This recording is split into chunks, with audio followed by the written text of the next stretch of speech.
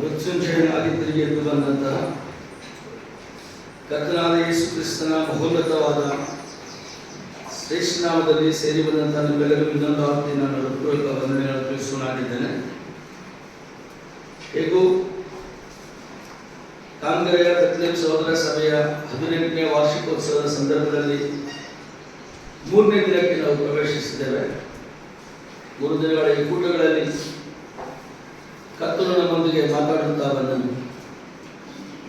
ಆತನು ತನ್ನ ವಾಕ್ಯದ ಮೂಲಕ ನನ್ನೊಂದಿಗೂ ನಿಮ್ಮೊಂದಿಗೂ ಮಾತಾಡುವ ದೇವರಾಗಿದ್ದಾನೆ. ಎಲ್ಲರೊಂದಿಗೆ ಮಾತಾಡುತ್ತಾ ಬಂದಿದ್ದಾನೆ. ಹೇಗೂ ಕೊನೆಯ ಸಂದೇಶಕ್ಕೆ ಬಂದಿದ್ದೇವೆ. ಕರ್ತನ ಬರೋಣ ಆಲಸ್ಯವಾದರೆ ನಾವು ಬದುಕಿರುವ ಸಂಖ್ಯೆಯಲ್ಲಿದ್ದರೆ ಇನ್ನೊಂದು ಅವತ್ತು ಭೇಟಿಯಾಗುವಂಥ ಅವಕಾಶ ಕರ್ತ ನಮಗೆ ದಯಪಾಲಿಸಲಿ. ಇದು ನಮ್ಮ ಆಶೆ ಆಗಿದೆ. ದೇವಜನರ ಇನ್ನೊಂದು ಆಶೆ, ಈ ಭೂಮಿಯಲ್ಲಿ ನಾವು ಭೇಟಿಯಾಗದಿದ್ದರೂ ಖಂಡಿತವಾಗಿ ನಿತ್ಯತ್ವದಲ್ಲಿ ಭೇಟಿಯಾಗುತ್ತೇವೆ. ಇದು ದೊಡ್ಡ ನಂಬಿಕೆ. It's called a hope, eternal hope. ನಿತ್ಯತ್ವದ ಒಂದು ನಮಗಿರುವಂಥ ಭರವಸೆಯ ಆಶೆ. ಕ್ರಿಸ್ತನನ್ನು ನಂಬದವರ ಗೋಳದಲ್ಲಿ ಇಲ್ಲದಂಥ ಒಂದು ದೊಡ್ಡ ನಂಬಿಕೆ ಆಶೆ ನಮಗಿರುವಂಥದ್ದು. ಯೇಸು ಕ್ರಿಸ್ತನ ಅರಿಯದಂಥವರಿಗೆ ಈ ನಂಬಿಕೆ ಇಲ್ಲ. ಇನ್ನು ಒಂದು ವೇಳೆ ಭೇಟಿ ಆಗುತ್ತೇವೋ ಇಲ್ಲವೋ, ಒಬ್ಬರನ್ನೊಬ್ಬರು ನೋಡ್ಲಿಕ್ಕೆ ಆಗುತ್ತದೋ ಇಲ್ಲವೋ ಅಂತ ಆ ರೀತಿ ಬೀಳ್ಕೊಡುವವರಾಗಿರ್ತಾರೆ. ಆದರೆ ಕ್ರೈಸ್ತ ಬೀಳ್ಕೊಡಿಗೆ ಈ ಲೋಕದಲ್ಲಿ ಬದುಕಿರುವಾಗ ಭೇಟಿ ಆಗದಿದ್ದರು ನಿತ್ಯತ್ವದಲ್ಲಿ ಖಂಡಿತ ಭೇಟಿ ಆಗ್ತಾರೆ ಅನ್ನುವಂಥ ಬೀಳ್ಕೊಡುಗೆ ಎಷ್ಟು ಭರವಸೆಗಳುಂತ, ಎಷ್ಟು ಆಶಾದಾಯಕವಾದಂತ ಬೀಳ್ಕೊಡುಗೆ. ಕರ್ತನು ಆತನ ಬರುವವರೆಗೆ ನಮ್ಮನ್ನು ಅದೇ ಭರವಸೆಯಲ್ಲಿ, ಅದೇ ನಂಬಿಕೆಯಲ್ಲಿ ಮುಂದೆ ಹೊರಸಲಿ ಅಂತ ನನ್ನ ಆಶೆ ಆಗಿದೆ. ಸ್ಥಳೀಯ ಸಭೆಯು ಅದೇ ನಿಟ್ಟಿನಲ್ಲಿ ಕುಂದು ಕೊರತೆಗಳು ಇದ್ದರೂ ಕೂಡ ಅವೆಲ್ಲವನ್ನು ಬದಿಗಿಟ್ಟು, ಬೇಸರಿಕೆಗಳನ್ನು ಬದಿಗಿಟ್ಟು ಕರ್ತನ ರಾಜ್ಯದ ಬೆಳವಣಿಗೆಗಾಗಿ ಸಭೆಗೆ ಕೊಟ್ಟಂತಹ ಪ್ರಥಮವಾದಂತಹ ಪ್ರಮುಖ ಕಾರ್ಯ ಹೊರಟು ಹೋಗಿರಿ, ಸುವಾರ್ತೆ ಸಾರಿರಿ ಎಂಬ ನಿಟ್ಟಿನಲ್ಲಿ ಒಬ್ಬರನ್ನೊಬ್ಬರನ್ನು ಬಲಪಡಿಸುತ್ತಾ, ಪ್ರೋತ್ಸಾಹಿಸುತ್ತಾ, ಒಬ್ಬರನ್ನೊಬ್ಬರು ಕ್ಷಮಿಸುತ್ತಾ, ಒಬ್ಬರನ್ನೊಬ್ಬರು ಪ್ರೀತಿಸುತ್ತಾ, ಸಾಧ್ಯವಾದರೆ ಕ್ರಿಸ್ತನ ಪಾದ ಸೇವೆ ಎಂಬ ಸೇವೆ ಒಬ್ಬ ವಿಶ್ವಾಸ ಇನ್ನೊಬ್ಬ ವಿಶ್ವಾಸದೊಂದಿಗೆ ಮಾಡುತ್ತಾ ಮುಂದೆ ಹೋಗುವುದಾದರೆ ಖಂಡಿತವಾಗಿ ಸಭೆಯು ಉನ್ನತವಾದ ಪಟ್ಟಣದ ಮೇಲೆ ಎಲ್ಲರಿಗೂ ದೀಪ ಕೊಡುವಂತ ಆ ಸಭೆಯಾಗಿ ಕಾಣಲಿಕ್ಕೆ ಸಂದೇಹವಿಲ್ಲ. ಆ ನಿಟ್ಟಿನಲ್ಲಿ ದೇವರು ಸಭೆಯನ್ನು ಆಶೀರ್ವದಿಸಿದ ನನ್ನ ಪ್ರಾರ್ಥನೆಯಾಗಿದೆ. ಕರ್ತನ ನನಗೆ ಕೊಟ್ಟಂತ ಈ 3 ದಿನಗಳ ಭಾಗಗಳಲ್ಲಿ 6ನೇ ಕೊನೆಯ ಸಂದೇಶಕ್ಕೆ ನಾವು ಬಂದಿದ್ದೇವೆ.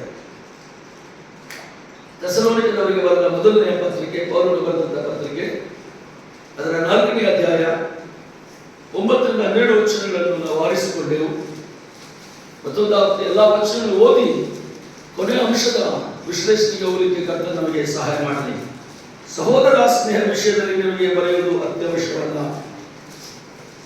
ಒಬ್ಬರನ್ನೊಬ್ಬರು ಪ್ರೀತಿಸಬೇಕೆಂಬ ಉಪದೇಶವನ್ನು ನೀವೇ ದೇವರಿಂದ ಹೊಂದಿದವರಾಗಿದ್ದು ಸಮಸ್ತ ಮಕೆದೋನಿಯಾದಲ್ಲಿರುವ ಸಹೋದರರೆಲ್ಲರನ್ನು ಪ್ರೀತಿಸುವವರಾಗಿ ಇದ್ದೀರಿ. ಆದರೂ ಸಹೋದರರೇ, ನೀವು ಪ್ರೀತಿಯಲ್ಲಿ ಇನ್ನೂ ಹೆಚ್ಚುತ್ತಾ ಬರಬೇಕೆಂದು ನಿಮ್ಮನ್ನು ಪ್ರಬೋಧಿಸುತ್ತೇವೆ. ಇದಲ್ಲದೆ ನಾನು ನಿಮಗೆ ಆಜ್ಞೆ ಕೊಟ್ಟ ಪ್ರಕಾರ ನೀವು ಮತ್ತೊಬ್ಬರ ಕಾರ್ಯದಲ್ಲಿ ತಲೆ ಹಾಕದೆ ಸುಮ್ಮನಿದ್ದು ಸ್ವಂತ ಕಾರ್ಯವನ್ನು ನಡೆಸಿಕೊಂಡು ಕೈಯಾರೆ ಕೆಲಸ ಮಾಡುವುದೇ ಮನವೆಂದೆನಿಸಿರಿ. ಹೀಗಿದ್ದರೆ ನೀವು ಹೊರಗಿನವರ ಎದುರಿನಲ್ಲಿ ಸಜ್ಜನರಾಗಿ ನಡೆದುಕೊಳ್ಳುವಿರಿ ಮತ್ತು ನಿಮಗೆ ಯಾವುದಕ್ಕೂ ಕೊರತೆ ಇರುವುದಿಲ್ಲ. ಆರಿಸಿಕೊಂಡ ಈ ಭಾಗದಲ್ಲಿ ನಾವು 6 ಅಂಶಗಳನ್ನು ನೋಡುತ್ತಾ ಬಂದೆವು. ವಾಕ್ಯದಲ್ಲಿ ಇದ್ದ ಹಾಗೆ ಮೊದಲನೇ 9ನೇ ವಚನದಲ್ಲಿ ಒಬ್ಬರನ್ನೊಬ್ಬರು ಪ್ರೀತಿಸಬೇಕು. 9ರ ಕೊನೆಯ ಭಾಗದಲ್ಲಿ ಎಲ್ಲರನ್ನೂ ಪ್ರೀತಿಸಬೇಕು. 10ನೇ ವಚನದ ಪ್ರಾರಂಭದಲ್ಲಿ ಪ್ರೀತಿ ಇನ್ನೂ ಹೆಚ್ಚುತ್ತಾ ಬರಬೇಕು. 11ನೇ ವಚನದಲ್ಲಿ ಮತ್ತೊಬ್ಬರ ಕಾರ್ಯದಲ್ಲಿ ತಲೆ ಹಾಕಬಾರದು. ನಾನು ಉತ್ತರ ಕನ್ನಡ ಭಾಷೆಯಲ್ಲಿ ನಮಗೆ 3 ಸಾವಿರ ಮಾಡಬಾರದು. ನಮಗೆ ಕೊಟ್ಟಂತ ಕಾರ್ಯವನ್ನೇ ನಿಭಾಯಿಸಬೇಕು. 12 ಮುಂಜಾನೆ ನೋಡುತ್ತಾ ಬಂದೆ, ಹೊರಗಿನವರಿಗೆ ಸಜ್ಜನರಾಗಿ ನಡೆದುಕೊಳ್ಳಬೇಕು. ಅದೇ 12ನೇ ವಚನದ ಕೊನೆ ಭಾಗ. ಈ ರೀತಿಯಾಗಿ ದೇವರನ್ನು ಪ್ರೀತಿಸುವವರಿಗೆ, ಈ ರೀತಿಯಾಗಿ ದೈವ ಪ್ರೀತಿಯುಳ್ಳವರಿಗೆ, ಈ ರೀತಿಯಾಗಿ ದೇವರ ಮೇಲೆ ಮಮಕಾರ ಉಳ್ಳವರು, ದೇವ ಕೆಲಸದ ಮೇಲೆ, ದೇವರ ಸೇವೆ ಮೇಲೆ, ದೇವ ಜನರ ಮೇಲೆ, ದೇವರಿಗಾಗಿ ತಮ್ಮ ಪ್ರೀತಿಯನ್ನು ಇಟ್ಟುಕೊಂಡವರಿಗೆ ಯಾವ ಕೊರತೆ ಇರುವುದಿಲ್ಲ. ಯೆಹೋವನನ್ನ ಕುರುಬನು, ನಾನು ಕೊರತೆ, ನನಗೆ ಯಾವ ಕೊರತೆ ಇಲ್ಲ.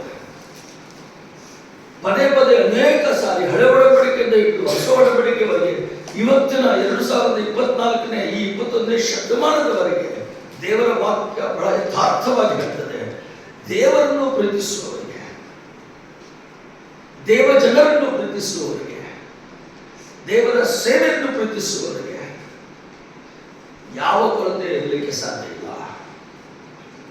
ಒಂದು ವೇಳೆ ನಾನು ದೇವರ ಮಗನಾಗಿ, ದೇವ ಭಕ್ತನಾಗಿ, ದೇವರ ಶಿಷ್ಯನಾಗಿ, ಕ್ರಿಸ್ತನ ಹಿಂಬಾಲಿಕನಾಗಿ, ಕ್ರಿಸ್ತನ ಸೇವಕನಾಗಿ ನಾನು ಕೊರತೆ ಪಡುವಂತಹ ಸಂದರ್ಭಗಳು ನನ್ನ ಜೀವನದಲ್ಲಿ ಪದೇ ಪದೇ ಎದ್ದು ಕಾಣ್ತಾ ಇದ್ರೆ ನಾನು ಅವಲೋಕನೆ ಮಾಡುವಂತ ಒಂದೇ ಒಂದು ಸಂಗತಿ, ನನ್ನಲ್ಲಿ ಪ್ರೀತಿಯಲ್ಲಿ ಎಲ್ಲೋ ಕೊರತೆಯಾಗಿದೆ.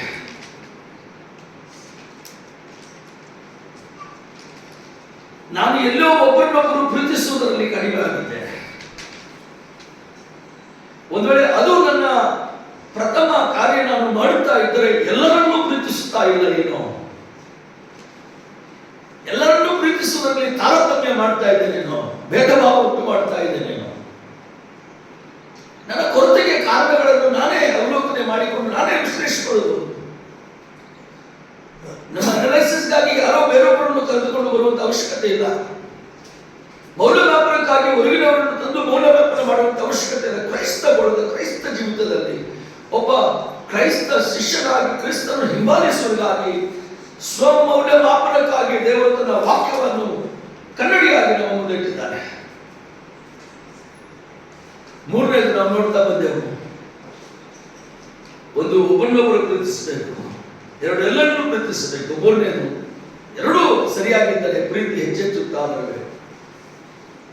ನಾನು ಉದಾಹರಣೆ ಹೇಳಿದ ಹಾಗೆ, ನಿಂತ ನೀರಿನ ಹಾಗೆ, ನಾರುವ ನೀರಲ್ಲ, ಹರಿಯುವ ನೀರು, ಉಪಯುಕ್ತವಾದಂಥ ನೀರು, ಕುಡಿಯಲಿಕ್ಕೆ ಯೋಗ್ಯವಾದಂಥ ನೀರು, ಅನೇಕರಿಗೆ ಗ್ರಾಮಗಳಿಗೆ ಹರಿದು ಉಪಯೋಗವಾಗುವಂಥ ನೀರಾಗಿ, ಸ್ಟ್ಯಾಗ್ನೆಂಟ್ ವಾಟರ್, ನಿಂತು ಹೋಗಿ ನಾರುವಂಥ ನೀರಲ್ಲ, ನಾವು ಹರಿಯುವಂಥ ನೀರಾಗಿದ್ದೇವೆ. ಪ್ರೀತಿ ಹೆಚ್ಚೆಚ್ಚುತ್ತಾ ಬರಬೇಕು. ಒಂದು ಊರಿನಿಂದ ಇನ್ನೊಂದು ಊರಿಗೆ, ಹೋಬಳಿಯಿಂದ ಹೋಬಳಿಗೆ, ಪಟ್ಟಣದಿಂದ ಪಟ್ಟಣಕ್ಕೆ ಕ್ರಿಸ್ತನ ಪ್ರೀತಿ ನಮ್ಮಿಂದ ಹರಿಯಬೇಕು. ಈ ರೀತಿ ಮಾಡುವಾಗ ದೈವ ಪ್ರೀತಿ ಇರುವಂತಹ ಕುಟುಂಬಗಳಿಗೆ, ವ್ಯಕ್ತಿಗಳಿಗೆ, ಸಭೆಗಳಿಗೆ ಕೊರತೆ ಇರಲ್ಲ.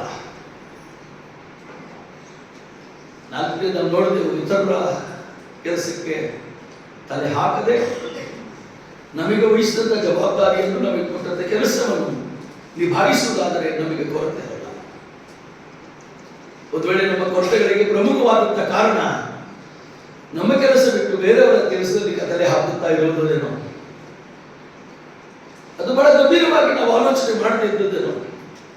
ಆದರೆ ಈ ದಿನ ಕರ್ತನು ವಿಶೇಷವಾಗಿ ವೈಯಕ್ತಿಕವಾಗಿ ಒಬ್ಬೊಬ್ಬರನ್ನು, ಬಹುಶಃ ಪ್ರಿಯ ಸಹೋದರನೇ ನಿನ್ನನ್ನು, ಪ್ರಿಯ ಸಹೋದರಿ ನಿನ್ನನ್ನೇ, ಅಥವಾ ಬೋಧನೆ ಮಾಡುವಂತ ನನ್ನನ್ನೇ, ನಮ್ಮೆಲ್ಲರನ್ನು ಒಬ್ಬೊಬ್ಬರಾಗಿ ವೈಯಕ್ತಿಕವಾಗಿ ಸಂದರ್ಶಿಸುತ್ತಾ, ಕೊರತೆ ಇರುವ ಕಾರಣ ಇನ್ನೊಬ್ಬರ ಕೆಲಸದಲ್ಲಿ ತಲೆ ಹಾಕುವುದೇ, ಇನ್ನೊಬ್ಬರನ್ನೇ ಬೆರಳಿಟ್ಟು ತೋರಿಸದೆ ಹೊರತು ನನ್ನನ್ನು ನಾನು ಸರಿ ಮಾಡಿಕೊಳ್ಳಲಿಲ್ಲವಲ್ಲ ಅನ್ನುವ ಅವಕಾಶ ದೇವರು ಕೊಟ್ಟಿರಬಹುದು.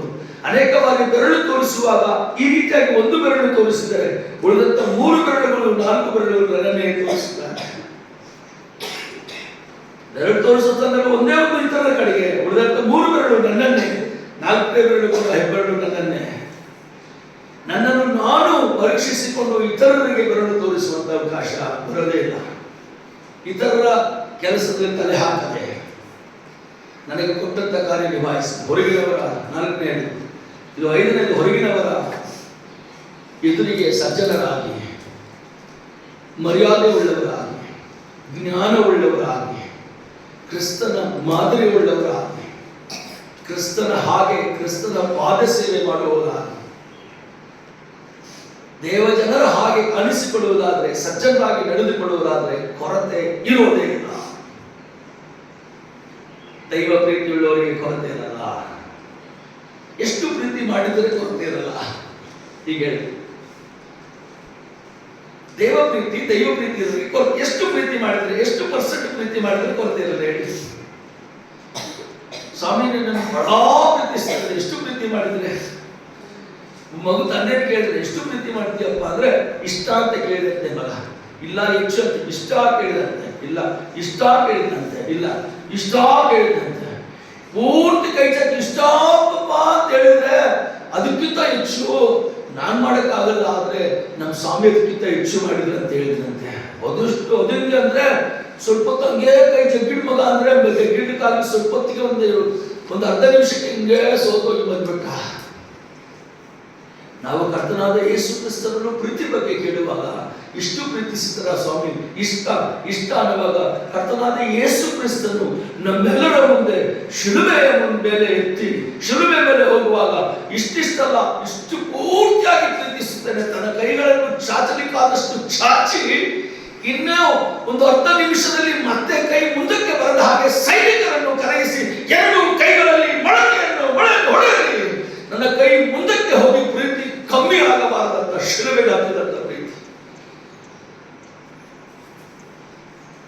ಯಾವುದೇ ಕ್ಷಣದಲ್ಲಿ ಕೈ ಸ್ವಲ್ಪ ಮುಂದಕ್ಕೆ ಬಂದು ನಾನು ತೋರಿಸುವಂತ ಪ್ರೀತಿ ಕಮ್ಮಿ ಆಗುತ್ತದೆ ಹೇಳುವಂತ ಸೈನಿಕರನ್ನೇ ಕರೆಸಿ ತನ್ನ ಕೈಗಳಲ್ಲಿ ಮಳೆ ನಡೆಸಿಕೊಂಡಂತ ಪ್ರೀತಿ. ನಾವೆಷ್ಟು ಪ್ರೀತಿಸಬಹುದು? ಏನಾದ್ರೂ ಅಂತೆ ಕೊಡಲಿಕ್ಕೆ ಸಾಧ್ಯ ಇದೆಯಾ ಪ್ರೀತಿಗೆ? ಆ ರೀತಿಯ ಪ್ರೀತಿಗೆ ಕೊರತೆ ಇಲ್ಲ ಅಂತ ದೇವರ ವಾಕ್ಯ. ಎಷ್ಟು ಪ್ರೀತಿ ಮಾಡುವುದು? ದೇವರಿಗೆ ಕೊಡುವುದರಲ್ಲಿ, ದೇವರೊಂದಿಗೆ ಇರುವುದರಲ್ಲಿ, ದೇವರ ಜೊತೆಗಿರುವುದರಲ್ಲಿ. ಜ್ಞಾನ ತಿಳಿದ ಒಂದು ಮಾತು ಮುಂದೆ ಇಟ್ಟು ನಾನು ಮುಂದೆ ಕೊಡ್ತೇನೆ. 11ನೇ ಅಧ್ಯಾಯ 25ನೇ ವಚನ. Proverbs chapter 11 verse 25. ಹೌದು, ಉದಾರಿಯು ಪುಸ್ತನಾಗುವನು, ನೀರು ಹಾಯಿಸುವವನಿಗೆ ನೀರು ಸಿಕ್ಕುವುದು. 11:25 ಓದಿದ್ರೆ, ಉದಾರಿಯು ಪುಷ್ಪನಾಗುವನು, ನೀರು ಹಾಯಿಸುವವನಿಗೆ ನೀರು ಸಿಕ್ಕುವುದು. ಉದಾರ ಮನಸ್ಸಿಂದ generous will prosper in English. Generous will prosper. ಉದಾರ ಮನಸ್ಸಿಂದ ಪ್ರೀತಿ ಮಾಡುವವನು ಯಾವಾಗಲೂ ಉದ್ಧಾರ ಆಗ್ತಾನೆ, ಪುಷ್ಪನಾಗ್ತಾನೆ. ಅಂದರೆ ಹೂವಿನ ತರ ಆತನು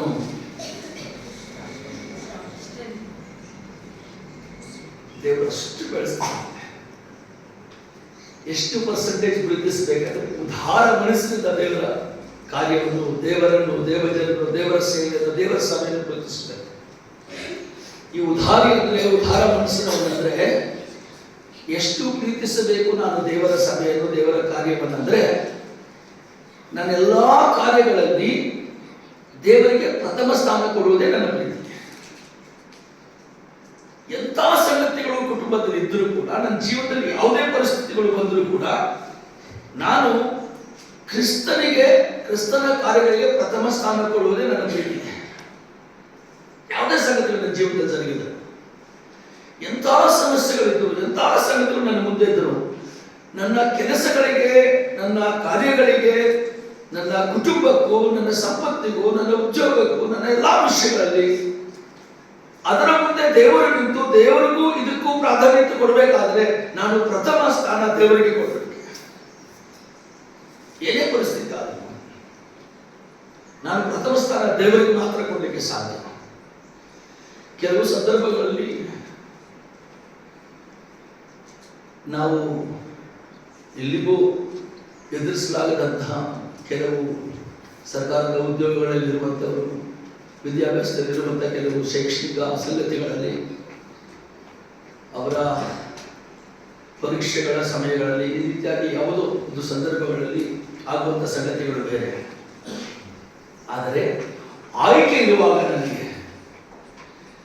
ನನಗೆ ಆಯ್ಕೆ ಲಭ್ಯವಾಗಿರುವಾಗ ನಾನು ಯಾವುದೇ ವಿಷಯದಲ್ಲಿ ಕರ್ತನಿಗೆ ಪ್ರಧಾನ ಸ್ಥಾನ ಕೊಡದೆ ನನ್ನ ಯಾವುದೇ ಇತರ ಸಂಗತಿಗಳಿಗೆ ಪ್ರಾಧಾನ್ಯತೆ ಕೊಡಲಿಕ್ಕೆ ನನಗೆ ಸಾಧ್ಯ ಇಲ್ಲ. ಅದು ದೇವರ ಮೇಲೆ ಉದಾರವಾದಂಥ ಪ್ರೀತಿ, ಅದು ದೇವರಿಗೆ ಪ್ರಥಮ ಸ್ಥಾನ ಕೊಡುವಂಥ ಪ್ರೀತಿ. ನಾನು ಅನೇಕ ಸ್ಥಳಗಳಲ್ಲಿ ನಮ್ಮ ಸಭೆಗೆ ಪ್ರತಿ ಭಾನುವಾರ ಹೇಳುವಂಥ ಸಂಗತಿ, ನಿಮಗೂ ಒಂದು ಸಾರಿ ಹೇಳಿದ್ನೋ ಇಲ್ಲ ಗೊತ್ತಿಲ್ಲ, 3 ವರ್ಷದ ಸಂಗತಿ ನಂತರ ಭಾನುವಾರದ ಆರಾಧನೆ ನಾವು ಯಾವಾಗ ತಪ್ಪಿಸಬಹುದಂತ ನಾನು ಹೇಳಿದ್ದೆ. ನಿಮಗೆ ಸ್ವಲ್ಪ ಅನಾರೋಗ್ಯ ಇದ್ದರೆ, ಸ್ವಲ್ಪ ಜ್ವರ ಇದ್ದರೆ, ಏನೋ ಚಿಕ್ಕ ಚಿಕ್ಕ ಕಾಯಿಲೆ ಇದ್ದರೆ ನೀವು ತಪ್ಪಿಸ್ಬೇಡಿ, ದಯವಿಟ್ಟು ದೇವರಿಗೆ ಪ್ರಾಧಾನ್ಯತೆ ಕೊಡಿ.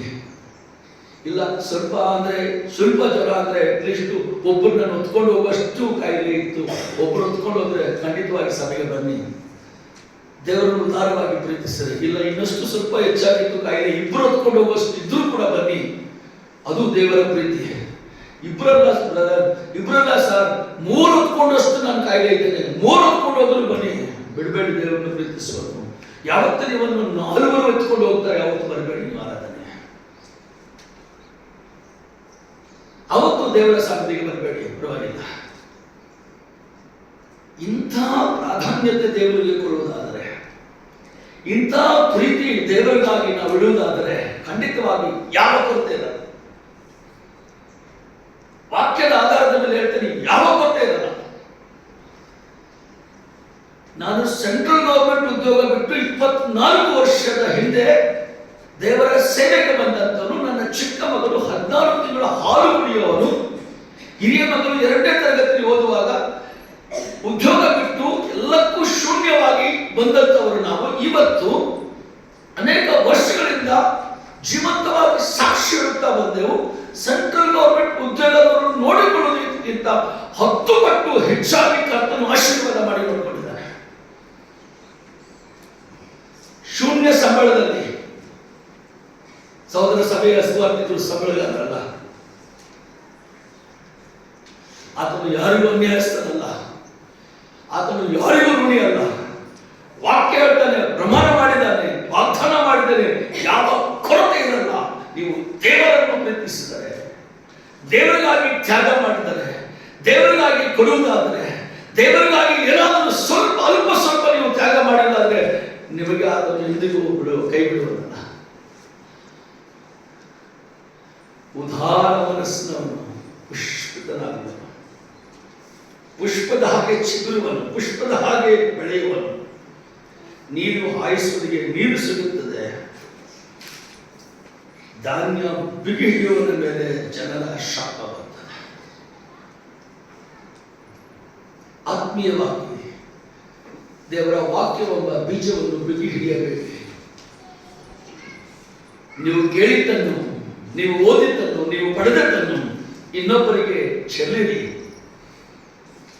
ಇನ್ನೊಬ್ಬರಿಗೆ ಬಿತ್ತನೆ ಮಾಡಿರಿ. ಬಿಗಿ ಹಿಡಿದರೆ ಕೊರತೆ ಇಲ್ಲ ಎನ್ನುವ ಮಾತಿಗೆ ತದ್ವಿರುದ್ಧವಾಗಿ ಶಾಪಗ್ರಸ್ತರಾಗುತ್ತಾನೆ ಅಂತ ದೇವರ ವಾಕ್ಯ. ನಾನಲ್ಲ, ಧಾನ್ಯವನ್ನು ಬಿಗಿ ಹಿಡಿದರೆ ಕೇಳಿ ಕೇಳಿ ಅನೇಕ ವರ್ಷಗಳಾಯಿತು, ಪಡೆದು ಅನೇಕ ವರ್ಷಗಳಾಯಿತು. ನಿಮ್ಮ ಧಾನ್ಯದ ಕೊಠಡಿಗಳನ್ನೇ ತುಂಬಿಕೊಳ್ಳುತ್ತಾ ನೀವೇ ಸಂತೋಷಿಸೋದಕ್ಕೆ ದೇವರು ಅನುಮತಿ ಕೊಡ್ತಾ ಇಲ್ಲ. ನಿಮ್ಮೊಂದಿಗೆ ಕೊರತೆಯಲ್ಲಿರುವವರಿಗೆ ಧಾನ್ಯವನ್ನು ಬಿಗಿ ಹಿಡಿಯದೆ ಅವರಿಗೆ ಹಂಚುವಂತ ಕಾರವಾರ ಕಾರ್ಯ ನಮ್ಮದಾಗಿದೆ.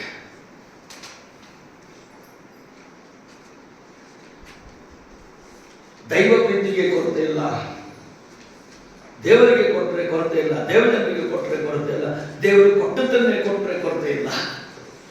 ನಾವು ಕೊಡೋದೇನು ಗೊತ್ತಾ? ದೇವರು ಕೊಟ್ಟಿದ್ದನ್ನೇ ಕೊಡ್ತಾ ಇದ್ದೀವಿ. ನೀವು ಇವತ್ತು ಕೂತಲ್ಲೇ ಆಲೋಚನೆ ಮಾಡಿ, ನನ್ನದೇ ಆದದ್ದು ಏನಿದೆ, ನಾನೇ ಸೃಷ್ಟಿ ಮಾಡಿಕೊಂಡದ್ದೇನಿದೆ, ನಾನೇ ಹುಟ್ಟಿಸಿದ್ದೇನಿದೆ. ಕೀರ್ತನೆಗಾರನು 127ನೇ ಕೀರ್ತನೆ 78ನೇ ಕೀರ್ತನೆಯಲ್ಲಿ ಹೇಳ್ತಾನೆ, ಎಫೆಸರ ಪತ್ರಿಕೆಯಲ್ಲಿ ಪೌಲನು ಕೂಡ ಹೇಳ್ತಾನೆ, ಮಕ್ಕಳು ದೇವರು ಕೊಟ್ಟಂತ ಬಹುಮಾನ, ದೇವರು ಕೊಟ್ಟಂತ ಆಸ್ತಿ. ಇಷ್ಟಾದ್ರೂ ಹೇಳಲಿಕ್ಕೆ ಬಯಸ್ತೇನೆ, ತಂದೆ ತಾಯಿ ಆಗಿ ನನ್ನ ಕರುಳಲ್ಲಿ ನನಗೆ ಹುಟ್ಟಿದಂತ ಮಕ್ಕಳು ಕೂಡ ನನ್ನ ಸ್ವಂತ ಆಸ್ತಿ ಅಲ್ಲ, ಅದು ದೇವರು ಕೊಟ್ಟ ಬಹುಮಾನ. ನಾನು ಗಾರ್ಡಿಯನ್, ನಾನು ಪಾಲಕನು. ಕನ್ನಡ ಶಬ್ದ ಅಲ್ವಾ ಪಾಲಕನು? ಓನರ್ ಅಂತ ಬಂದಿದ್ದಾರೆ. ಪಾಲಕರಂದ್ರೆ ನೋಡಿಕೊಳ್ಳೋದು, ಗಾರ್ಡಿಯನ್. ನಾವು ಯಾಜಮಾನ್ಯಗಳಲ್ಲ ಮಕ್ಕಳಿಗೆ, ನಾವು ಓನರ್ಸ್ನೂ ಅಲ್ಲ. ಬಹುಮಾನ ಕೊಟ್ಟಿದ್ದಾನೆ, ಒಂದಿನ ಲೆಕ್ಕ ಕೇಳ್ತಾನೆ ಅಷ್ಟೇ. ಕೊಟ್ಟಂತ ವಸ್ತುವಿಗೆ ಒಂದಿನ ಲೆಕ್ಕ ಕೇಳ್ತಾನೆ. ಎಲ್ಲ ನಮ್ಮ ಸಂಗತಿಗಳು ನಮಗೆ ಸಿಕ್ಕಂತ ಎಲ್ಲವೂ ಕೂಡ ಆತನಿಂದಲೇ ಬಂದದ್ದು, ಆತನಿಗೆ ಲೆಕ್ಕ ಕೊಡಬೇಕಾದದ್ದು. ಮಕ್ಕಳ ಲೆಕ್ಕವನ್ನು ಕೊಡ್ಬೇಕು ನಾವು. ಯಾಕಂದ್ರೆ ಸಂತಾನ ಕೊಟ್ಟ ಮೇಲೆ ಅವ್ರನ್ನ ಹೆಂಗ್ ಬೆಳೆಸಿದ್ದೇವೆ, ಅವ್ರನ್ನ ಯಾವ ರೀತಿ ಅಂತ ಪದ್ಧತಿಯಲ್ಲಿ ಇಟ್ಟಿದ್ದೇವೆ, ದೇವರ ಬಗ್ಗೆ ಏನು ಹೇಳಿದ್ದೇವೆ, ಇಂಥದ್ದು ಮಕ್ಕಳನ್ನಾಗಿ ಅವ್ರು ಮಾಡಿದ್ದೇವೆ, ಒಂದು ತಪ್ಪಿದ್ರೆ ಹೆಂಗೆ ತಿದ್ದಿದ್ದೇವೆ, ತಿದ್ದಲಿಕ್ಕೆ ಅವಕಾಶ ಇದ್ದರೆ ಯಾಕೆ ಬೆಳೀತಿದ್ದಿಲ್ಲ, ಅಥವಾ ದೇವರ ಕಡೆಗೆ ಬರದೇನೆ ಬಾಲ್ಯದಿಂದಲೇ ಅವರು ದಾರಿ ತಪ್ಪಿ ಹೋಗಿದ್ದಾರೆ, ಅದರ ಬಗ್ಗೆ ಲೆಕ್ಕ ನಮ್ಮನ್ನೇ ಕೇಳ್ತಾರೆ. ತಂದೆ ತಾಯಿ ಜಾಗೃತರಾಗಿದೆ. ಮಕ್ಕಳನ್ನು ಬಾಲ್ಯದಿಂದ ಮಣಿಸಿ ದೇವರ ಕಡೆಗೆ ತಿರುಗಿಸಿ ದೇವರ ಬಗ್ಗೆ ಬೆಳೆಸದೇ ಇದ್ದರೆ ಒಂದು ಪ್ರಾಯಕ್ಕೆ ಬಂದಾಗ ದೇವರನ್ನೇ ಮರೆತು ಬಿಟ್ಟು ದೇವದ್ರೋಹಿಗಳಾಗಿ ದೇವರಿಗೆ ಎದುರು ಬಿದ್ದು ಮರ್ಯಾದೆ ಇಲ್ಲದೆ ಸಜ್ಜನರಾಗದೆ ಅಮರ್ಯಾದೆಗೆ ನಡೆದುಕೊಳ್ಳುತ್ತಾ ಇದ್ದರೆ ಅದರ ಲೆಕ್ಕ ದೇವರು ತಂದೆ ತಾಯಿಯಾದಂಥ ನನ್ನನ್ನು ನಿನ್ನನ್ನು ಖಂಡಿತವಾಗಿ ಕೇಳ್ತಾನೆ. We are accountable to God. ಅದಕ್ಕಾಗಿ ಬಾಲ್ಯದಿಂದ ಅವರನ್ನು ದೇವರಿಗೆ ಕೊಡೋಣ. ದೇವರಿಗೆ ಕೊಟ್ಟರೆ ಕೊರತೆ ಇರಲ್ಲ, ಆಯ್ತಾ? ಮಕ್ಕಳನ್ನು ಬಾಲ್ಯದಿಂದಲೇ ದೇವರ ಕೈಗೆ ಕೊಡೋಣ. ಸಂಡೇ ಸ್ಕೂಲ್ನಿಂದಲೇ ದೇವರ ಕೈಗೆ ಒಪ್ಪಿಸ್ಬಿಡೋಣ. ಸಭೆಗೆ ಬರಬೇಕಾದ್ರೆ ಮಕ್ಕಳೇ ನೀವು ರೆಡಿ ಆಗಿರಿ, ಇನ್ನು ನಿಮ್ಮನ್ನು ಬಿಟ್ಟು ನಾವು ಹೋಗ್ತಾ ಇದ್ದೆ, ಆಮೇಲೆ ಬನ್ನಿ ಅಲ್ಲ, ಜೊತೆಗೆ ಇದ್ದು ಅವರನ್ನು ರೆಡಿ ಮಾಡ್ಕೊಂಡು ಇಬ್ಬರು ಮಕ್ಕಳು ಎರಡು ಬೆರಳಲ್ಲಿ ಇಟ್ಕೊಂಡು ಜಟ್ಕೊಂಡು ಬರ್ಬೇಕು ಇಲ್ಲಿಗೆ. ಅವ್ರು ಆಮೇಲೆ ಬರ್ತಾರಂತ ಬಿಡುವಂತ ಸಂದರ್ಭ. ಅವರನ್ನು ಬಾಲ್ಯದಿಂದ ದೇವರ ಕೈಗೆ ಕೊಟ್ಟರೆ ದೇವರು ನಮ್ಮನ್ನು ಕೊರತೆ ಇಲ್ಲದೆ ಆಶೀರ್ವಾದ ಮಾಡ್ತಾನೆ. ಈಗ ದೇವರ ಪ್ರೀತಿ, ಕೊಡುವ ಪ್ರೀತಿ, ಕೊಡುವವರಿಗೆ ಕೊರತೆ ಇಲ್ಲ. ಎಷ್ಟು ಕೊಟ್ಟರೆ, ಏನು ಕೊಟ್ಟರೆ, ಎಷ್ಟು ಉದಾರ ಮನಸ್ಸಿಂದ ಕೊಟ್ಟರೆ, ಎಷ್ಟು ಪರ್ಸೆಂಟ್ ಕೊಟ್ಟರೆ ಕೊರತೆ ಇರಲ್ಲ ಅನ್ನೋದನ್ನು ನಾನು ಮಾತಾಡಲಿಕ್ಕೆ ಬಯಸ್ತೇನೆ. ಲೂಕನ ಬರೆದ ಸುವಾರ್ತೆ 6ನೇ ಅಧ್ಯಾಯದಲ್ಲಿ 38ನೇ ವಚನ. Book of Luke chapter 6 verse 38 says,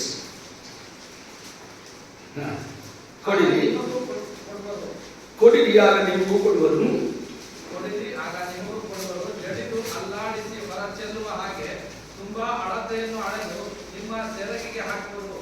ನೀವು ಅಳೆಯುವ ಅಳತೆಯಿಂದಲೇ ನಿಮಗೂ ಅಳೆಯಲ್ಪಡುವುದನ್ನು. ನೋಡಿ, ಕೊಡಿರಿ ನಿಮಗೂ ಕೊಡಬೇಕು. ನೀವೇನೇನು ಕೊಡ್ತೀರಲ್ಲ ಅದು ದೇವರಿಗೆ ಕೊಡ್ತಾನೆ. ನೀ ಯಾವುದನ್ನು ಕೊಡಬಾರ್ದಂದು ದೇವರ ಪ್ರೀತಿಗೆ, ದೇವರ ಸೇವೆಗೆ, ದೇವರಿಗೆ ಏನನ್ನು ಕೊಡಬಾರ್ದಂತ ನೀವು ಬಹಳ ಪ್ರೀತಿಸಿ ಇಟ್ಕೊಂಡಿದ್ರು ಅದು ನಿಮಗೆ ತಿರುಗಿ ಸಿಗಲ್ಲ. ಸೆಟ್ ಆಫ್ ರೂಲ್ಸ್ ನೋಡಿ, ನೀವು ದೇವರ ನಿಯಮಗಳನ್ನು ಸ್ವಲ್ಪ ಜಾಗೃತರಾಗಿ ಕೇಳಿ ನೋಡಿ. ನೀವು ಏನನ್ನು ದೇವರಿಗೆ ಕೊಡುತ್ತೀರೋ ಅದು ತಿರುಗಿ ನಿಮಗೆ ಕೊಡಲ್ಪಡ್ತದೆ. ನೀವು ಯಾವುದನ್ನು ಬಹಳವಾಗಿ ಪ್ರೀತಿಸಿ ಇದು ನನ್ನದಂತ ಇಟ್ಟುಕೊಳ್ಳುತ್ತಿದ್ರೋ ಅದು ಕೊಳೆತು ಹೋಗುತ್ತದೆ, ಅದು ತಿರುಗಿ ಬರಲ್ಲ. ಅದಕ್ಕೆ ಕೊಡುವಂತ ಅಳತೆಯನ್ನು ಕೂಡ ಹೇಳ್ತಾರೆ. ಯಾವ ಅಳತೆಯಿಂದ ಕೊಡ್ಬೇಕಂತೆ ಹೇಳಿ. ಅಲ್ಲಾಡಿಸಿ ಅಳತೆಯನ್ನು ಮಾಡುವಾಗ ನಿಮ್ಮ ಸೆರಗಿಗೆ ಹಾಕುವುದಕ್ಕೆ ಮುಂಚೆ ಜಡಿದು ಅಲ್ಲಾಡಿಸಿ ಹೊರಚೆಲ್ಲೂ ಹಾಗೆ ತುಂಬಬೇಕಂತ ಅಳತೆ. ಚೀಲ ತುಂಬುವಾಗ ಹಾಕಿ 1-2 kg ಚೀಲ ತುಂಬಿದ್ರೆ ಸ್ವಲ್ಪ ಅಲ್ಲಾಡಿಸ್ಬೇಕಂತೆ. ಇನ್ನೊಂದು ಅರ್ಧ kg ಜಾಗ ಬಂತು, ಇನ್ನೂ ಸ್ವಲ್ಪ ಆಡಿದ್ರೆ 1/4 kg ಜಾಗ ಬಂತು, ಇನ್ನೂ ಸ್ವಲ್ಪ ಆಡಿಸಿದ್ರೆ 100 ಗ್ರಾಮ್ಗೆ ಜಾಗ, ಇನ್ನೂ ಸ್ವಲ್ಪ ಆಡ್ತಾ 10 ಗ್ರಾಮ್ಗೆ 10 ಗ್ರಾಮ್ ಜಾಗ ಬಿಡದೆ ಅಲ್ಲಾಡಿಸಿ ತುಂಬಿ ತುಳುಕುವಾಗ ಹೊರಚೆಲ್ಲುವಂಗೆ ತುಂಬಿಕೊಡ್ಬೇಕಂತೆ ಕತ್ತರಿ ಕೊಡುವಾಗ. ಆಗ ತಿರುಗಿ ನಿಮಗೆ ಅದರಲ್ಲಿ 10 ಪಟ್ಟು, 30 ಪಟ್ಟು, 60, 100ರಷ್ಟು ತಿರುಗಿ ಬರ್ತದೆ. ನಮ್ಮೂರಲ್ಲಿ ನಾವು ಬಿತ್ತುವಾಗ ಬಿತ್ತೋದು ಭತ್ತ, ಕೊಯ್ಯೋದು ಬೇಳೆ. ನಮ್ಮೂರಲ್ಲಿ ನಾವು ಬಿತ್ತುವಾಗ ರಾಗಿ ಬಿತ್ತೋದು, ಕೊಯ್ಯೋದು ಬಾಸ್ಮತಿ ರೈಸ್. ನಿಮ್ಮೂರೆಲ್ಲ ಆಗ್ತದ ಇಲ್ಲ? ಹೌದಾ? ನಮ್ಮೂರಿಗೆ ಬರ್ಬೇಕಾಗಲ್ಲ. ನೀವು ನಮ್ಮೂರಲ್ಲಿ ಬಿತ್ತೋದು ಬೇರೆ, ಕೊಯ್ಯೋದು ಬೇರೆ. ನಾವು ಇಲ್ವಾ? ನಮ್ಮೂರಲ್ಲಿ ನಾವು ಭತ್ತ ಬಿತ್ತುವಾಗ ರೇಷನ್ ಅಂಗಡಿಯಿಂದ ಬರ್ತದಲ್ಲ, 2 ರೂಪಾಯಿ 3 ರೂಪಾಯಿ kg, ಆ ಭತ್ತನೇ ಬಿತ್ತರೆ. ಕೊಯ್ಯುವಾಗ ಭತ್ತಕ್ಕೆ ವಾಸನೆ ನೋಡ್ಕೊಯ್ತಾರೆ. ಬಾಸ್ಮತಿ ಬರಲಿಲ್ಲಲ್ವಾ, 120 ರೂಪಾಯಿ kg ಭತ್ತ ಬರಲಿಲ್ಲಲ್ವಾ, ಕೊಯ್ಯುವಾಗ ವಾಸನೆ ನೋಡ್ತಾನೆ ಇರ್ತೀವಿ. ಬಿತ್ತಿದ್ದು 2 ರೂಪಾಯಿ kg ರೇಷನ್ ಅಂಗಡಿ, ಕೊಯ್ಯುವಾಗ ಏನ್ ಬೇಕು? 120 ರೂಪಾಯಿ kg ವಾಸನೆ ಬರ್ತದ? ಏನನ್ನು ಬಿತ್ತುವಿರೋ? ನಾವು ಬಿತ್ತೋದೇ ಒಂದು, ಕೊಯ್ಲಿಕ್ಕೆ ಆಸೆ ಕೊಡೋದೇ ಒಂದು, ಅಳತೆ ಮಾಡೋದೇ ಒಂದು, ತಿರುಗಿ ಬರುವಾಗ ಅಳತೆ ಬಯಸೋದು ಬೇರೆ. ಕರ್ತನು ಬಹಳ ಸ್ಪಷ್ಟವಾಗಿ ದೈವ ಪ್ರೀತಿ ಉಳ್ಳವರಿಗೆ, ದೇವರಿಗೆ ಕೊಡುವವರಿಗೆ, ದೇವರ ಉದಾರದಿಂದ ದೇವರ ಕೈಯಲ್ಲಿರುವವರಿಗೆ ಯಾವ ಕೊಡಲಿಕ್ಕೆ ಸಾಧ್ಯ ಇಲ್ಲ. ಎಷ್ಟೆಷ್ಟು ಕೊಡೋಣ ಹಳೆಯ ಒಡಂಬಡಿಕೆಯಿಂದ ಸ್ವಲ್ಪ ವಿವರಗಳನ್ನು ನೋಡಿ ನಾನು ಮುಕ್ತಾಯ ಮಾಡ್ತೇನೆ. ಮಲಾಕಿಯರಿಗೆ ಬರೆದ ಪತ್ರಿಕೆ 3ನೇ ಅಧ್ಯಾಯದಲ್ಲಿ ಬಹಳ ಸ್ಪಷ್ಟವಾಗಿ ನಮಗೆ ಗೊತ್ತಿದ್ದಂಥ ವಾಕ್ಯ 10ನೇ ವಚನದಲ್ಲಿ. ಇಲ್ಲಿಂದ ಪ್ರಾರಂಭವಾಯಿತು. ಹಳೆ ಒಡಂಬಡಿಕೆಯಿಂದ ಕೊಡುವಂತ ಭಾಗದಲ್ಲಿ ನಾವು ಕೆಲವು ವಿಷಯಗಳು ನೋಡ್ತಾ ಇದ್ದೇವೆ. Book of Malachi chapter 3 verse 10. ನನ್ನ ಆಲಯವು ಆಹಾರ ಶೂನ್ಯವಾಗಿದೆ. ನೀವು ದಶಮಾಂಶ ಯಾವತ್ತನ್ನು ಭಂಡಾರಕ್ಕೆ ತೆಗೆದುಕೊಂಡು ಬಂದ್ರಿ. ನಾನು ಪರಲೋಕದ ದ್ವಾರಗಳನ್ನು ತೆರೆದು ನಿಮ್ಮಲ್ಲಿ ಸ್ಥಳ ಹಿಡಿಯಲಾಗದಷ್ಟು ಸುವರವನ್ನು ಸುರಿಸುವೆನೋ ಇಲ್ಲವೋ ನನ್ನನ್ನು ಹೀಗೆ ಪರೀಕ್ಷಿಸಿರಿ. ಇದು ಸೇನಾಧೀಶ್ವರ ಯೆಹೋವನ ನುಡಿ. ಸಾಕು. ಸೇನಾಧೀಶ್ವರ ಯೆಹೋವನ ನುಡಿ. This is word of God. ನಾವು ಆಗಲೇ ಓದಿದ ಮಾತು ಕೂಡ ನಿಮಗೆ ಯಾವ ಕೊರತೆ ಇರೋದಿಲ್ಲ ಅನ್ನೋದು ದೇವರ ನುಡಿ.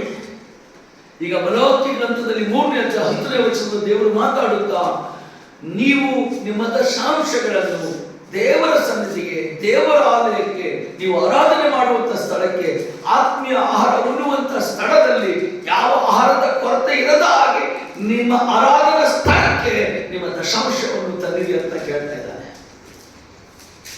ಇನ್ನು ನಂತರ ನೀವು ಬೇರೆ ಬೇರೆ ಸೇವೆಗೆ ಕೊಡಬೇಕಾದ್ರೆ, ಬೇರೆ ಬೇರೆ ಸೇವೆಗಳಿಗೆ ಕೊಡಬೇಕಾದ್ರೆ, ಬೇರೆ ಬೇರೆ ವಿಷಯಗಳಿಗೆ ಕೊಡಬೇಕಾದ್ರೆ ದಶಾಂಶವನ್ನು ನಿಮ್ಮ ಸ್ವಂತ ಆಲಯಕ್ಕೆ, ದಶಾಂಶವನ್ನು ನಿಮ್ಮ ಸ್ವಂತ ಮನೆಗೆ ಕೊಟ್ಟು ಅನಂತರ ಕೊಡಬೇಕು. ಕೆಲವರು ದಶಾಂಶಗಳಿಗೆ 10 ಭಾಗಗಳನ್ನು ಮಾಡಿ 10 ಜನರಿಗೆ ಹಂಚುವ ಭಾಗಲ್ಲ. ಬಹಳ ಸ್ಪಷ್ಟವಾಗಿರಲಿ ಕ್ರೈಸ್ತರು, ನಿನ್ನ ದಶಾಂಶ ನಿನ್ನ ಸ್ಥಳೀಯ ಸಭೆಗೆ ಸೇರಿತು. ಅದರ ಮೇಲೆ ಎಷ್ಟು ಹೆಚ್ಚು ಕೊಡ್ತೀಯೋ ಅಷ್ಟು ಹೆಚ್ಚಿನ ಕೊಡ್ಬೋದು. ಹೆಚ್ಚು ಸೇವೆಗೆ ಕೊಡಲಿಕ್ಕೆ ಮನಸ್ಸು ಕೊಡಿ. ಬಹಳ ಸ್ಪಷ್ಟವಾಗಿ ಹೇಳ್ತೇನೆ ಅಲ್ಲ. ನೋಡಿ, ನೀನು ನಿನ್ನ ದಶಾಂಶವನ್ನು ಬೇರೆಯವರ ಮನೆಗೆ ತರಬೇಕು. ಆಗಿದೆಯಾ? ಎಲ್ಲಿಗೆ? ನನ್ನ ದೇವರ ಮನೆಗೆ. ನಾನು ಎಲ್ಲಿ ಆರಾಧನೆ ಮಾಡ್ತೇನೆ ಅಲ್ಲಿಗೆ. ನಮ್ಮ ಮಗನು ಉದ್ಯೋಗಕ್ಕೆ ಹತ್ತಿದ್ದಾನೆ, ಒಂದು 4-5 ವರ್ಷ ಆಯಿತು. ಅವನು ಉದ್ಯೋಗ ಮಾಡಿ ಸಂಬಳ ಬಂದಿದ್ರೆ ನಮ್ಮ ಪಕ್ಕದ ಮನೆಗೆ ಕೊಡ್ತಾನೆ ಪ್ರತಿ ತಿಂಗಳು. ಹೇಗಿದೆ? ಚೆನ್ನಾಗಿಲ್ಲ? ಯಾರ ಮನೆಗೆ ಕೊಡ್ಬೇಕು? ಅವನ ಮನೆಗೆ ಕೊಡ್ಬೇಕು.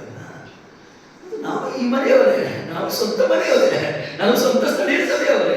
ನಾವೆಲ್ಲಿ ಕೊಡ್ತೇವೆ ದಶಾಂಶ? ನಮ್ಮ ಸಂಬಳ ಪಕ್ಕದ ಮನೆಯವರಿಗೆ. ಸಾಧ್ಯವಿಲ್ಲ. ಸೇವೆ ಬೆಳಿಬೇಕಾದ್ರೆ, ಸಭೆ ಬೆಳಿಬೇಕಾದ್ರೆ, ಸಭೆಯಿಂದ ಉನ್ನತಿ ಆಗಬೇಕಾದ್ರೆ ದೇವರಿಗೆ ಕೊಡುವಂತ ಪದ್ಧತಿಯನ್ನು ಕೂಡ ಸ್ವಲ್ಪ ಅವಲೋಕನೆ ಮಾಡಿ ವಾಕ್ಯಕ್ಕನುಸಾರ ಕಲಿಯುವಂತ ಅವಶ್ಯಕತೆ ಇದೆ. ಖಂಡಿತವಾದ ಅಳವಡಿಕೆ ಪದ್ಧತಿ ಇದೆ. ದಶಾಂಶ ನಿನ್ನ ಸ್ಥಳೀಯ ಸಭೆಗೆ, ಸಭೆಯ ಕೊಠಡಿಗೆ, ಸಭೆಯಲ್ಲಿ ಆಹಾರ ಇರುವಂತೆ ಆತ್ಮೀಯ ಆಹಾರದಿಂದ ನಾವು ತೃಪ್ತರಾಗಲಿಕ್ಕೆ, ಆತ್ಮೀಯ ಆಹಾರವನ್ನು ಇತರರಿಗೆ ಹಂಚಲಿಕ್ಕೆ, ಆತ್ಮೀಯ ಆಹಾರವು ಇನ್ನಿತರ ಸ್ಥಳಗಳಿಗೆ, ಪಟ್ಟಣಗಳಿಗೆ, ಇನ್ನೂ ಅನೇಕ ಸಭೆಗಳು ಸ್ಥಾಪಿತವಾಗಲಿಕ್ಕೆ ಸ್ಥಳೀಯ ಸಭೆಯ ಪ್ರತಿಯೊಬ್ಬ ಕುಟುಂಬದವರು ತಮ್ಮ ದಶಾಂಶವನ್ನು ತಮ್ಮ ಸ್ಥಳೀಯ ಸಭೆಗೆ ತರಲೇಬೇಕು. ಒಂದು ವೇಳೆ ಅದನ್ನೇ 10 ತುಂಡು ಮಾಡ್ತಾ ಇದ್ರೆ ದಯವಿಟ್ಟು ಮಾಡಬೇಡಿ. ಅದನ್ನೇ 4-5 ತುಂಡು ಮಾಡ್ತಾ ಇದ್ರೆ ಮಾಡಬೇಡಿ. ಅದರ ಮೇಲಿಂದೇನು ಕೊಡ್ಲಿಕ್ಕೆ ನಿಮಗೆ ಶಕ್ತಿ ಇದೆಯೋ, ಧೈರ್ಯ ಇದೆಯೋ, ಕೊಡ್ಲಿಕ್ಕೆ ಆಶೆ ಇದೆ, ಅದು ಕೊಡಿ. ಅನೇಕರಿಗೆ ಕೊಡಿ, ಅನೇಕ ಸೇವೆಗೆ ಕೊಡಿ, ತೊಂದರೆ ಇಲ್ಲ. ಸ್ಥಳೀಯ ಸೇವೆ, ಸ್ಥಳೀಯ ಸಭೆಯನ್ನು ಮರೆತು ಹೋಗಬೇಡಿ. ಇನ್ನು ಎಷ್ಟು % ಕೊಡೋದು ಹೇಳಿ? ಎಷ್ಟು % ಆಯ್ತು? ದಶಾಂಶ ಅಂದ್ರೆ 10%, 10% ಆಯ್ತಾ? ಸ್ವಲ್ಪ 10% ಫಸ್ಟ್ ನೀವು ನಿಂತರೆ ಸರಿ, ಮುಕ್ತಾಯ ಮಾಡಿದ್ರೆ ಚೆನ್ನಾಗಿರ್ತದೆ, ಇಳಿದು ಬಿಡಿ ಅಂದರೆ ನಿಮ್ಗೆ ಸಂತೋಷ ಆಗ್ಬೋದು. ನಾನು ಅಷ್ಟು ಬೇಗ ಬಿಟ್ಟು ಹೋಗೋದ, ಸ್ವಲ್ಪ ನಿಮ್ಮ ಸ್ನಾಯುಗಳನ್ನು, ನರನಾಡಿಗಳನ್ನು ಸಡಿಲ ಮಾಡಲಿಕ್ಕೆ ಹೋಗ್ತಾ ಇದ್ದೇನೆ. ಸ್ವಲ್ಪ ಮುಂದೆ ಮೊದಲನೇ ಅನುಸರುಗಳಲ್ಲಿ ಒಂದು ಅಧ್ಯಾಯ ನಾನು ಹೇಳಿದ್ಮೇಲೆ ನಿಮಗೆ ನೆನಪಾಯಿತು. 17ನೇ ಅಧ್ಯಾಯದಲ್ಲಿ 8ನೇ ವಚನದಿಂದ ಪ್ರಾರಂಭವಾಗಿ ಕೆಲವು ವಿಷಯಗಳು ನಾವು ನೋಡ್ತಾ ಇದ್ದೀವಿ. 10% ಇದೆ ಡೈರೆಕ್ಟ್, ಇನ್ನು ಸ್ವಲ್ಪ ಪರ್ಸೆಂಟೇಜ್ ಹೆಚ್ಚು ಮಾಡ್ಲಿಕ್ಕೆ ಹೋಗ್ತಾ ಇದ್ದಾರೆ. ಅನೇಕ ಸಂಗತಿಗಳಿವೆ, ಸ್ವಲ್ಪ ಪರ್ಸೆಂಟೇಜ್ ಹೆಚ್ಚು. 8ನೇ ವಚನದಿಂದ ಓದಿದ್ರೆ ಆಗ ಯೆಹೋವನು ಅವನಿಗೆ, ನೀನು ಇಲ್ಲಿಂದ ಸೀದೋನ್ಯರ ಚಾರೆಪ್ತ ಊರಿಗೆ ಹೊರಟು ಹೋಗಿ ಅಲ್ಲಿ ವಾಸಿಸು. ನಿನ್ನನ್ನು ಸಾಕಬೇಕೆಂದು ಅಲ್ಲಿನ ಒಬ್ಬ ವಿಧವೆಗೆ ಆಜ್ಞಾಪಿಸಿದ್ದೇನೆ ಅಂದನು. ಅವನು ಅಲ್ಲಿಂದ ಹೊರಟು ಚಾರೆಪ್ತದ ಊರುಬಾಗಿಲಿನ ಸಮೀಪಕ್ಕೆ ಬಂದಾಗ ಸೌದೆಯನ್ನು ಕೂಡಿಸುತ್ತಿರುವ ಒಬ್ಬ ವಿಧವೆಯನ್ನು ಕಂಡು ಆಕೆಯನ್ನು ಕೂಗಿ, ದಯವಿಟ್ಟು ಕುಡಿಯುವುದಕ್ಕೆ ಒಂದು ತಂಬಿಗೆಯಲ್ಲಿ ನೀರು ತೆಗೆದುಕೊಂಡು ಬಾ ಎಂದು ಹೇಳಿದರು. ಆಕೆಯು ಹೋಗುತ್ತಿರುವಾಗ ತಿರುಗಿ ಆಕೆಯನ್ನು ಕರೆದು, ನೀನು ಬರುವಾಗ ನನಗೋಸ್ಕರ ಒಂದು ತುಂಡು ರೊಟ್ಟಿಯನ್ನು ತೆಗೆದುಕೊಂಡು ಬಾ ಅಂದನು. ಆಕೆಯು ಅವನಿಗೆ, ನಿನ್ನ ದೇವರಾದ ಯೆಹೋವನಾಣೆ, ನನ್ನ ಹತ್ತಿರ ರೊಟ್ಟಿ ಇರುವುದಿಲ್ಲ. ಮಡಿಕೆಯಲ್ಲಿ ಒಂದು ಹಿಡಿ ಹಿಟ್ಟು, ಮೊಗೆಯಲ್ಲಿ ಸ್ವಲ್ಪ ಎಣ್ಣೆ, ಇವುಗಳ ಹೊರತಾಗಿ ಬೇರೇನೂ ಇರುವುದಿಲ್ಲ. ಈಗ 2 ಕಟ್ಟಿಗೆಗಳನ್ನು ಹೆಚ್ಚಿ ನನಗೋಸ್ಕರವೂ ನನ್ನ ಮಗನಿಗೋಸ್ಕರವೂ ರೊಟ್ಟಿ ಮಾಡುತ್ತೇನೆ. ಅದನ್ನು ತಿಂದ ಮೇಲೆ ನಾವು ಸಾಯಬೇಕೇ ಹೊರತು ಬೇರೆ ಗತಿ ಇಲ್ಲ ಎಂದು ಉತ್ತರ ಕೊಟ್ಟಳು. ಸಾಕು ಬಲ್ಲ. ಮುಂದಿನ ಕಥೆ ನಾವು ನೋಡ್ತಾ ಹೋಗೋಣ. ಇಲ್ಲಿ ಏಲಿಯಾನು ಕೆರೀತ್ ಹಳ್ಳದಲ್ಲಿಯೂ ಚಾರೆಪತ್ತಿಯಲ್ಲೂ ಇದ್ದ ಸಂಗತಿಗಳನ್ನು ನೋಡ್ತಾ ನಾವು 17ನೇ ಅಧ್ಯಾಯಕ್ಕೆ ಬಂದಾಗ 6ನೇ ವಚನಕ್ಕೆ ಬಂದಾಗ ಕೆರೀತ್ ಹಳ್ಳದಿಂದ ವಾಸಿಸಿದಂತವನು ಮುಂದಕ್ಕೆ ಹೋಗಿ 8ನೇ ವಚನದಲ್ಲಿ ನಾವು ಆಗ ಯೆಹೋವನು ಅವನಿಗೆ ಇಲ್ಲಿಂದ ಚಿದೋನ ಚಾರೆಪ್ತ ಎಂಬ ಊರಿಗೆ ಹೋಗುತ್ತಾ ಆಜ್ಞೆ ಕೊಟ್ಟರು. ಸಾರೆಪ್ತ ಅಂತ ಕರೀತಾರೆ ಅದಕ್ಕೆ, ಚಾರೆಪ್ತ. ಆ ಊರಿಗೆ ಹೋಗು, ಇನ್ಮೇಲೆ ನಿನ್ನನ್ನು ಕಾಪಾಡಲಿಕ್ಕೆ, ನಿನಗೆ ಆಹಾರ ಕೊಡಲಿಕ್ಕೆ ನಾನು ಒಬ್ಬ ವಿಧವೆಗೆ ಹೇಳಿದ್ದೇನೆ. ಎಷ್ಟು ವರ್ಷದ ಬರಗಾಲ ಇದು? ಎಷ್ಟು ವರ್ಷದ್ದು? 3.5 ವರ್ಷದ ಬರಗಾಲ. ಸುಮಾರು ಬರಗಾಲದ ಸಮಯ ಬಂದಿದೆ. ಎಲ್ಲರೂ ಬರಗಾಲದಲ್ಲಿ ತುಂಬಾ ನೋವಿನಿಂದ ಆಹಾರವಿಲ್ಲದೆ ಹೋಗ್ತಾ ಇದ್ದಾರೆ. ಎಷ್ಟು ಬರಗಾಲ ಅಂದ್ರೆ ಇಲ್ಲಿ ಸಂದರ್ಭ ನಮ್ಗೆ ಗೊತ್ತಾಗ್ತಾ ಇದೆ. ಒಬ್ಬ ವಿಧವೆ ಹೊರಗೆ ಬಂದಿದ್ದಾಳೆ, ಮನೆಯಿಂದ ಸೌದೆ ಆರಿಸ್ಕೊಳ್ತಾ ಇದ್ದಾಳೆ. ಸೌದೆ ಆರಿಸಿದ ಮೇಲೆ ಒಲೆ ಮುಟ್ಟಿಸ್ತಾಳೆ. ಒಲೆ ಮುಟ್ಟಿಸಿದ ಮೇಲೆ ಮನೆಯಲ್ಲಿರುವಂತ ಪೂರ್ತಿ ರೇಷನ್ ಲೆಕ್ಕ ಹಾಕೊಂಡು ಬಂದಿದ್ದಾಳೆ. ಎಷ್ಟಿದೆ ರೇಷನ್ ಅಂದ್ರೆ ಕಿಚನ್ ಅಲ್ಲಿ? ಇಷ್ಟಿಟ್ಟು ಬಗೆಯಲ್ಲಿ ಎಷ್ಟು? ಅಷ್ಟೇ ಎಣ್ಣೆ. ಆ ರೇಷನ್ ಅವ್ರ ಮನೆಯಲ್ಲಿ ಇರುವಂತ ಪೂರ್ತಿ ರೇಷನ್, ಕಂಪ್ಲೀಟ್ ರೇಷನ್, ಜೀವನೋಪಾಧಿಯ ಪೂರ್ತಿ ರೇಷನ್ 2 ರೊಟ್ಟಿಗೆ ಸಾಕಾಗುವಷ್ಟು ಮಾತ್ರ ಇತ್ತು. ಅವೆರಡಕ್ಕೆ ಸ್ವಲ್ಪ ಹಾಕುವಂತ ಎಣ್ಣೆ. ಅರ್ಥ ಆಯ್ತಾ? ಈಗ ಪ್ರವಾದಿ ಬರ್ತಾರೆ, ಮೊದಲು ಬಂದು ಕೇಳ್ತಾರೆ, ಸ್ವಲ್ಪ ನೀರು ಬಿಡೋಣ. ಸಂತೋಷವಾಗಿ ಕೊಡ್ಲಿಕ್ಕೆ ಹೋಗ್ತಾರೆ, ನೀರು ಇರ್ಬೋದೇನೋ. ಅದೇ ಮತ್ತೆ ನಿಲ್ಲಿಸಿ, ಅಷ್ಟೇ ಅಲ್ಲ, ನನಗೊಂದು ಅಪ್ಪ ಒಂದು ರೊಟ್ಟಿ ಕೊಡ್ಬೇಕಂತ ಕೇಳ್ತಾರೆ. ಈಗ ಅವಳು ಉತ್ತರ ಕೊಟ್ಟರು ಏನಂತ, ಅಯ್ಯ ನನ್ನ ಹತ್ರ ಇರುವುದು ಇಷ್ಟೇ ಇಟ್ಟು, ಮುಖದಲ್ಲಿ ಸ್ವಲ್ಪ ಎಣ್ಣೆ ಇದೆ. ಆ ಎರಡನ್ನು ಕೂಡ ನಾವು ಇವತ್ತು ಆ ರೊಟ್ಟಿ ಮಾಡಿಕೊಂಡು ತಿಂದು ಸಾಯಬೇಕಂತ ನಿರ್ಣಯ, ಸಾಯುತ್ತೇವೆ ಅಂತ ನಿರ್ಣಯ ಆಗಿದೆ. ಅದರ ಅರ್ಥ ಇನ್ಮೇಲೆ ನಮ್ಮ ಮನೆಯಲ್ಲಿ ರೇಷನ್ ಇಲ್ಲ, ಇನ್ ಮನೆಯಲ್ಲಿ ನಮ್ಮ ಮೇಲೆ ಅಕ್ಕಿ ಇಲ್ಲ, ಹಿಟ್ಟು ಇಲ್ಲ, ಎಣ್ಣೆ ಇಲ್ಲ. ಕನಿಷ್ಠ ಪಕ್ಷ ಏನೇ ಮಾಡಿದರೂ ಈ ರಾತ್ರಿ ಊಟದ ನಂತರ ಮುಂಜಾನೆ ನಾವು ಸತ್ತು ಹೇಳುತ್ತೇವೋ ಇಲ್ಲ ನಮಗೆ ಗೊತ್ತಿಲ್ಲ, ನಮಗೆ ಸಹಾಯ ಮಾಡೋರು ಇಲ್ಲ, ನಮ್ಮನ್ನು ಕೇಳೋರು ಇಲ್ಲ. ಇದೇ ಕೊನೆಯ ನಮ್ಮ ರೇಷನ್, ಇದರ ನಂತರ ನಮ್ಮೆಲ್ಲ ಏನೂ ಇಲ್ಲ, ಸಾಯಲಿಕ್ಕಿದ್ದೇವೆ ಅನ್ನುವಂಥ ಉತ್ತರ ಸರಳವಾಗಿ ವಿಧವೆ ಕೊಡ್ತಾಳೆ. ಆದರೆ ಪ್ರವಾದಿ ಹೇಳ್ತಾನೆ, ಮೊದಲನೆಯ ರೊಟ್ಟಿ, ಮೊದಲನೇ ಹಬ್ಬ ನನಗೆ ತಂದುಕೊಡು. ಇನ್ನು ಮರು ಪ್ರಶ್ನೆ ಮಾಡಿದ್ರೆ ಈ ತಾಯಿ ಹೋಗ್ತಾಳೆ, ಇದ್ದಂತ ಹಿಟ್ಟನ್ನು ಕಲಿಸಿ 2 ರೊಟ್ಟಿ ಮಾಡಲಿಕ್ಕೆ ಪ್ರಾರಂಭ ಮಾಡ್ತಾಳೆ. 2ರಲ್ಲಿ 1 ಹಿಟ್ಟು ಪ್ರವಾದಿಗೆ ಮೊದಲು ಕೊಡಲಿಕ್ಕೆ ಸಿದ್ಧರಾಗ್ತಾಳೆ. ಈಗ ನನಗೆ ಹೇಳಿ ತಾಯಂದಿರೆ, ತನ್ನ 2 ರೊಟ್ಟಿಯಲ್ಲಿ ಯಾವ ರೊಟ್ಟಿ ಪ್ರವಾದಿಗೆ ಕೊಟ್ಟಿರಬಹುದು? ತನ್ನ ಮಗನ ರೊಟ್ಟಿಯ, ತನ್ನ ರೊಟ್ಟಿಯ?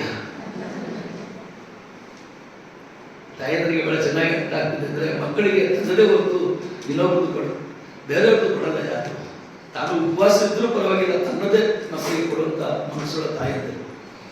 ತಂದೆಯಂದರಿಗೆ ನಮಗೂ ದೇವರ ಶಿಷ್ಯರಾಗಿ, ಆತನ ಮಕ್ಕಳಾಗಿ, ವಿಶ್ವಾಸಿಗಳಾದ ನಾವು ಕೊಡುವಾಗ ಯಾವಾಗಲೂ ದೇವರಿಗೆ ಸ್ವಂತತೆ ಕೊಡಬೇಕು, ಬೇರೆಯವ್ರದ್ದು ಕೊಡಬಾರದು.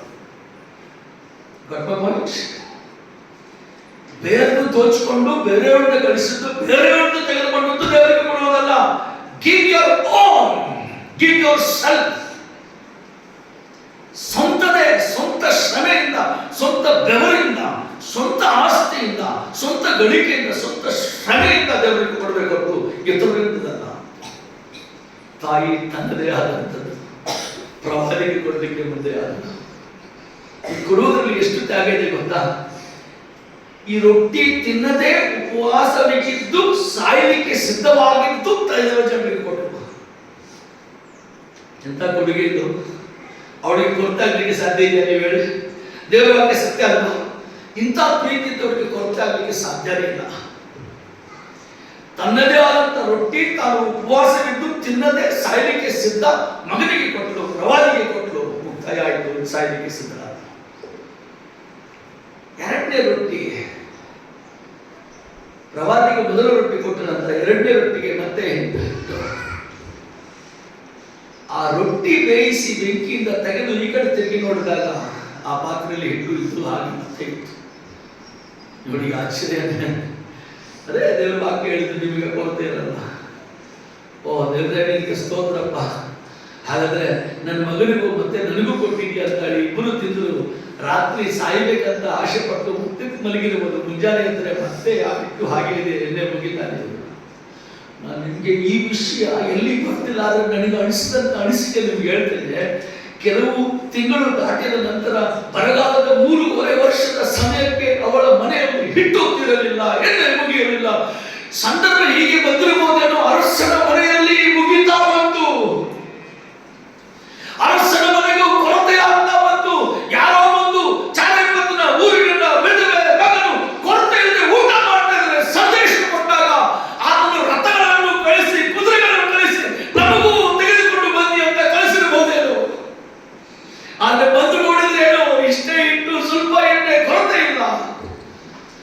ಕೊರತೆ ಇರುವುದಿಲ್ಲ ಅದರ ಮಾತಂದ್ರೆ ಅರಸನ ಮನೆಯಲ್ಲಿ ತಿಳಿ ಹೋಗಬಹುದು, ನಿನ್ನ ಮನೆಯಲ್ಲಿ ತಿನ್ನಲಿಕ್ಕೆ ಸಾಧ್ಯ ಇಲ್ಲ. ಅರಸನಿಗೆ ಕೊರತೆ ಆಗಬಹುದು, ಆದರೆ ದೇವರಿಗೆ ಕೊಟ್ಟಂತ ಕುಟುಂಬಗಳಿಗೆ, ದೇವರಿಗೆ ಕೊಟ್ಟಂತ ವ್ಯಕ್ತಿಗಳಿಗೆ ಕೊರತೆ ಆಗಲಿಕ್ಕೆ ಸಾಧ್ಯ ಇಲ್ಲ. What is the percentage she gave? ಎಷ್ಟು ಪರ್ಸೆಂಟ್ ಕೊಟ್ಟರು? ಎಷ್ಟು ಪರ್ಸೆಂಟ್ ಕೊಟ್ಟರು ಹೇಳ್ತಾ ಇಲ್ಲ ನೀವು ಹೇಳಿ. What is the percentage? ಈ ವಿಧವೆ ಕೊಟ್ಟಂತ ಪರ್ಸೆಂಟೇಜ್ ಎಷ್ಟು? ರೊಟ್ಟಿ 2 ಎಷ್ಟು ಪರ್ಸೆಂಟೇಜು? ಎಷ್ಟು ಕೊಟ್ಟರು? ಎಷ್ಟು ಕೊಟ್ಟರು? ಅದರಿಂದ ಇಳಿದು ಹೋಗಿ ಸಾಕು. ಮೊದಲು 10% ಸರಿಯಾಗಿತ್ತು, ಈಗ 50 ಅಂದ್ರೆ ನಮ್ಮ ಜೀವನ ಮಾಡಕ್ಕೆ ಆಗ್ತದೆ. 50% ಕೊಟ್ಟಿದ್ದ ಕಾರಣ ಅರಸನ ಮನೆಯಲ್ಲಿ ಕೊರತೆ ಆಗಿರಬಹುದು, ಜನರ ಮನೆಯಲ್ಲಿ ಕೊರತೆ ಆಗಲಿಲ್ಲ. ಮರಣವು ತನ್ನ ಬಾಗಿಲನ್ನು ದಾಟಿ ಹೋಗುವ ಹಾಗೆ ಮಾಡಿದ್ದಾರೆ. ಸಾಕಷ್ಟಕ್ಕೆ ಸ್ವಲ್ಪ ಮುಂದಕ್ಕೆ ಹೋಗೋಣ. ಮಾರ್ಕನು ಬರೆದ ಸುವಾರ್ತೆ 6ನೇ ಅಧ್ಯಾಯ 3-4 ವಚನ. ಇವನು ಆ ಬಡಗಿಯಲ್ಲವೇ? ಇವನು ಮರಿಯಳ ಮಗನಲ್ಲವೇ? 6ನೇ ಅಧ್ಯಾಯ 3-4 ವಚನ. ಮತ್ತೆ ಬರೆದ ಸುವಾರ್ತೆ, ಕ್ಷಮಿಸಿ, ಮತ್ತೆ ಬರೆದ ಸುವಾರ್ತೆ 6ನೇ ಅಧ್ಯಾಯ 3-4 ವಚನ. ನೀನಾದರೆ ಧರ್ಮ ಕೊಡುವಾಗ ನೀನು ಧರ್ಮ ಕೊಟ್ಟದ್ದು ಅಂತರಂಗವಾಗುವ ಹಾಗೆ ನಿನ್ನ ಬಲಗೈ ಮಾಡಿದ್ದು ಎಡಗೈಗೂ ತಿಳಿಯದಿರಲಿ. ಅಂತರಂಗದಲ್ಲಿ ನಡೆಯುವುದನ್ನು ನೋಡುವ ನಿನ್ನ ತಂದೆಯು ನಿನಗೆ ಫಲ ಕೊಡುವನು. ಯಾಕೆ ಫಲ ಸಿಗ್ತಾ ಇಲ್ಲ ಅಂದ್ರೆ, ನಾವು ಮಾಡಿದ್ದೆಲ್ಲ ಬಹಿರಂಗವಾಗಿ ನ್ಯೂಸ್ ಪೇಪರ್ ಅಲ್ಲಿ, ಟಿವಿಗಳಲ್ಲಿ ಕಾಣಿಸ್ಬೇಕು, ಅದಕ್ಕೆ ಪ್ರತಿಫಲ ಸಿಗ್ತದೆ.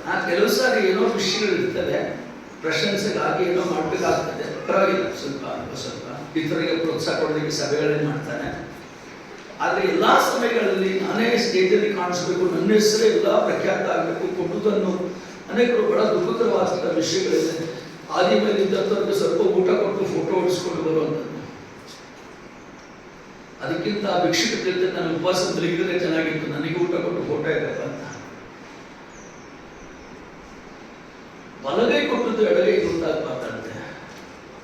ರಹಸ್ಯ ಇರುವ ತಂದೆ ಆಗ ಪ್ರತಿಫಲ ಕೊಡ್ತಾರೆ. 10% ಕೊಟ್ಟು 50% ಕೊಟ್ಟಂತ ವಿಧವೆ ಅರಸನ ಮನೆ ತೀರಿದ್ರು 3.5 ವರ್ಷ ಆತನ ಮನೆ, ಅವಳ ಮನೆಯಲ್ಲಿ ಕೊಟ್ಟಾಗ. ಇನ್ನೊಂದು ಉದಾಹರಣೆಗೆ ಕೆಳಗಿಂದ ಬರ್ತೇನೆ, ಮತ್ತೆ ಬರೆಸುವಂತದೆ 17ನೇ ಅಧ್ಯಾಯಕ್ಕೆ. ಅದಕ್ಕಿಂತ ಮುಂಚೆ ಇನ್ನೊಂದು ಭಾಗ ನೋಡೋಣ. ಮಾರ್ಕನ ಬರೆದ ಸುವಾರ್ತೆ 12ನೇ ಅಧ್ಯಾಯ. ಆ ಮತ್ತೆ ಸುವಾರ್ತೆ ಮೊದಲು ಮಾರ್ಕನ ಬರೆದ ಸುವಾರ್ತೆ 12ನೇ ಅಧ್ಯಾಯ 41ನೇ ವಚನದಿಂದ ಪ್ರಾರಂಭವಾಗಿ ದೇವರಿಗೆ ಕಾಣಿಕೊಳ್ಳುವ ವಿಷಯ ಬಗ್ಗೆ ಮಾತಾಡ್ತಾ ಯೇಸು ಸ್ವಾಮಿ ಹೇಳಿದಂತ ಸಂದರ್ಭ 12ನೇ ಅಧ್ಯಾಯ ಮಾರ್ಕನ ಬರೆದ ಸುವಾರ್ತೆ 41ರಿಂದ 44 ವಚನಗಳಲ್ಲಿ ವಿವರ ಇದೆಯಾ? ಯೇಸು ಬೊಕ್ಕಸದ ಮನೆಗೆ ಎದುರಾಗಿ ಕೂತುಕೊಂಡು ಜನರು ಬೊಕ್ಕಸದಲ್ಲಿ ಹಣ ಹಾಕುವುದನ್ನು ನೋಡುತ್ತಿದ್ದರು. ಅನೇಕ ಮಂದಿ ಐಶ್ವರ್ಯವಂತರು ಬಹಳ ಹಾಕುತ್ತಿದ್ದರು. ಒಬ್ಬ ಬಡ ವಿಧವೆಯು ಬಂದು 2 ಕಾಸು ಅಂದರೆ 1 ದುಗ್ಗಾಣಿ ಹಾಕಿದರು. ಆಗ ಆತನು ತನ್ನ ಶಿಷ್ಯರನ್ನು ಹತ್ತಿರಕ್ಕೆ ಕರೆದು, ನಿಮಗೆ ನಿಜವಾಗಿ ಹೇಳುತ್ತೇನೆ, ಬೊಕ್ಕಸದಲ್ಲಿ ಹಾಕಿದವರೆಲ್ಲರಲ್ಲಿ ಈ ಬಡ ವಿಧವೆ ಹೆಚ್ಚು ಹಾಕಿದ್ದಾಳೆ. ಏಕೆಂದರೆ ಎಲ್ಲರೂ ತಮಗೆ ಸಾಕಾಗಿ ಬಿಟ್ಟದ್ದರಲ್ಲಿ ಹಾಕಿದರು, ಈಕೆಯೋ ತನ್ನ ಬಡತನದಲ್ಲಿಯೂ ತನಗಿದ್ದದ್ದನ್ನೆಲ್ಲ ಹಾಕಿದಳು, ತನ್ನ ಜೀವನವನ್ನೇ ಕೊಟ್ಟು ಬಿಟ್ಟಳು ಅನ್ನನು. ದೇವರು ನಮಗೆ ಸ್ತೋತ್ರ. ಸಂದರ್ಭ ನೋಡಿ, ನಾವು ಕೂತ ಹಾಗೆ ಹೀಗೆ ದೇವಾಲಯ ಇತ್ತು, ಇದೇ ರೀತಿಯ ಸಿನಾಗೋಗ ಹಳೆ ಒಡಂಬಡಿಕೆಯ ಯೇಸು ಸ್ವಾಮಿ ಬಂದಾಗ ಎಲ್ಲ ಸಿನಾಗೋಗಳಲ್ಲಿ ದೇವಾಲಯಗಳಲ್ಲಿ ಹೋಗ್ತಾ ಇದ್ರಲ್ಲ, ಹೀಗೆ ಕೂತಿದ್ರು. ಇದು ಬೊಕ್ಕಸದ ಎದುರಿಗೆ ಅಂದ್ರೆ ಕಾಣಿಕೆ ಪಟ್ಟಿಗೆ ಎದುರಿಗೆ ಕೂತಿದ್ರು ಅವರು. ನಮಗೆ ಚೀಲ ಹೋಗ್ತಿರ್ಲಿಲ್ಲ ಆ ದಿನಗಳಲ್ಲಿ. ಮಧ್ಯದಲ್ಲಿ ಒಂದು ಪೆಟ್ಟಿಗೆ ಮಾಡ್ತಾ ಇದ್ರು. ಪೆಟ್ಟಿಗೆ ಹತ್ರ ಹೋಗಿ ನಾವು ಹಾಕಬೇಕು. ಪೆಟ್ಟಿಗೆ ತೆರೆದು ಹಾಕೋಂಗಿಲ್ಲ, ಅದಕ್ಕೆ ಒಂದು ರಂಧ್ರ, ಅದಕ್ಕೆ ಹಾಕಬೇಕು. ರಂಧ್ರ ಮಾಡಿ ಹಾಕುವಾಗ ಅವ್ರು ಏನ್ ಮಾಡ್ತಾರೆ, ಈಗ ನಮ್ಮ ಹತ್ರ ಇರುವಾಗೆ 500 ರೂಪಾಯಿ ಬಂಡಲ್ಗಳು, 2000 ಬಂಡಲ್ಗಳು, ಈಗ ಬಂಡಲ್ ತಂದು ದೊಡ್ಡ ದೊಡ್ಡವರು ನಮ್ಗೆಲ್ಲ ಕಾಣಿಸೋ ಹಿಂಗೆ ಮೇಲೆ ಹಿಡಿತಾರೆ. ಹಿಂಗೆ ಬಚ್ಚಿಲ್ಲ, ಹಿಂಗೆ ಮೇಲೆ ಹಿಡಿದು ಹಿಂಗೆ ಕುರುಕ್ತಾ ನಿಧಾನವಾಗಿ ಹಾಕ್ತಾರೆ. ನೋಡಿ ನೋಡಿ ನೋಡಿ ಅಂತಾರೆ.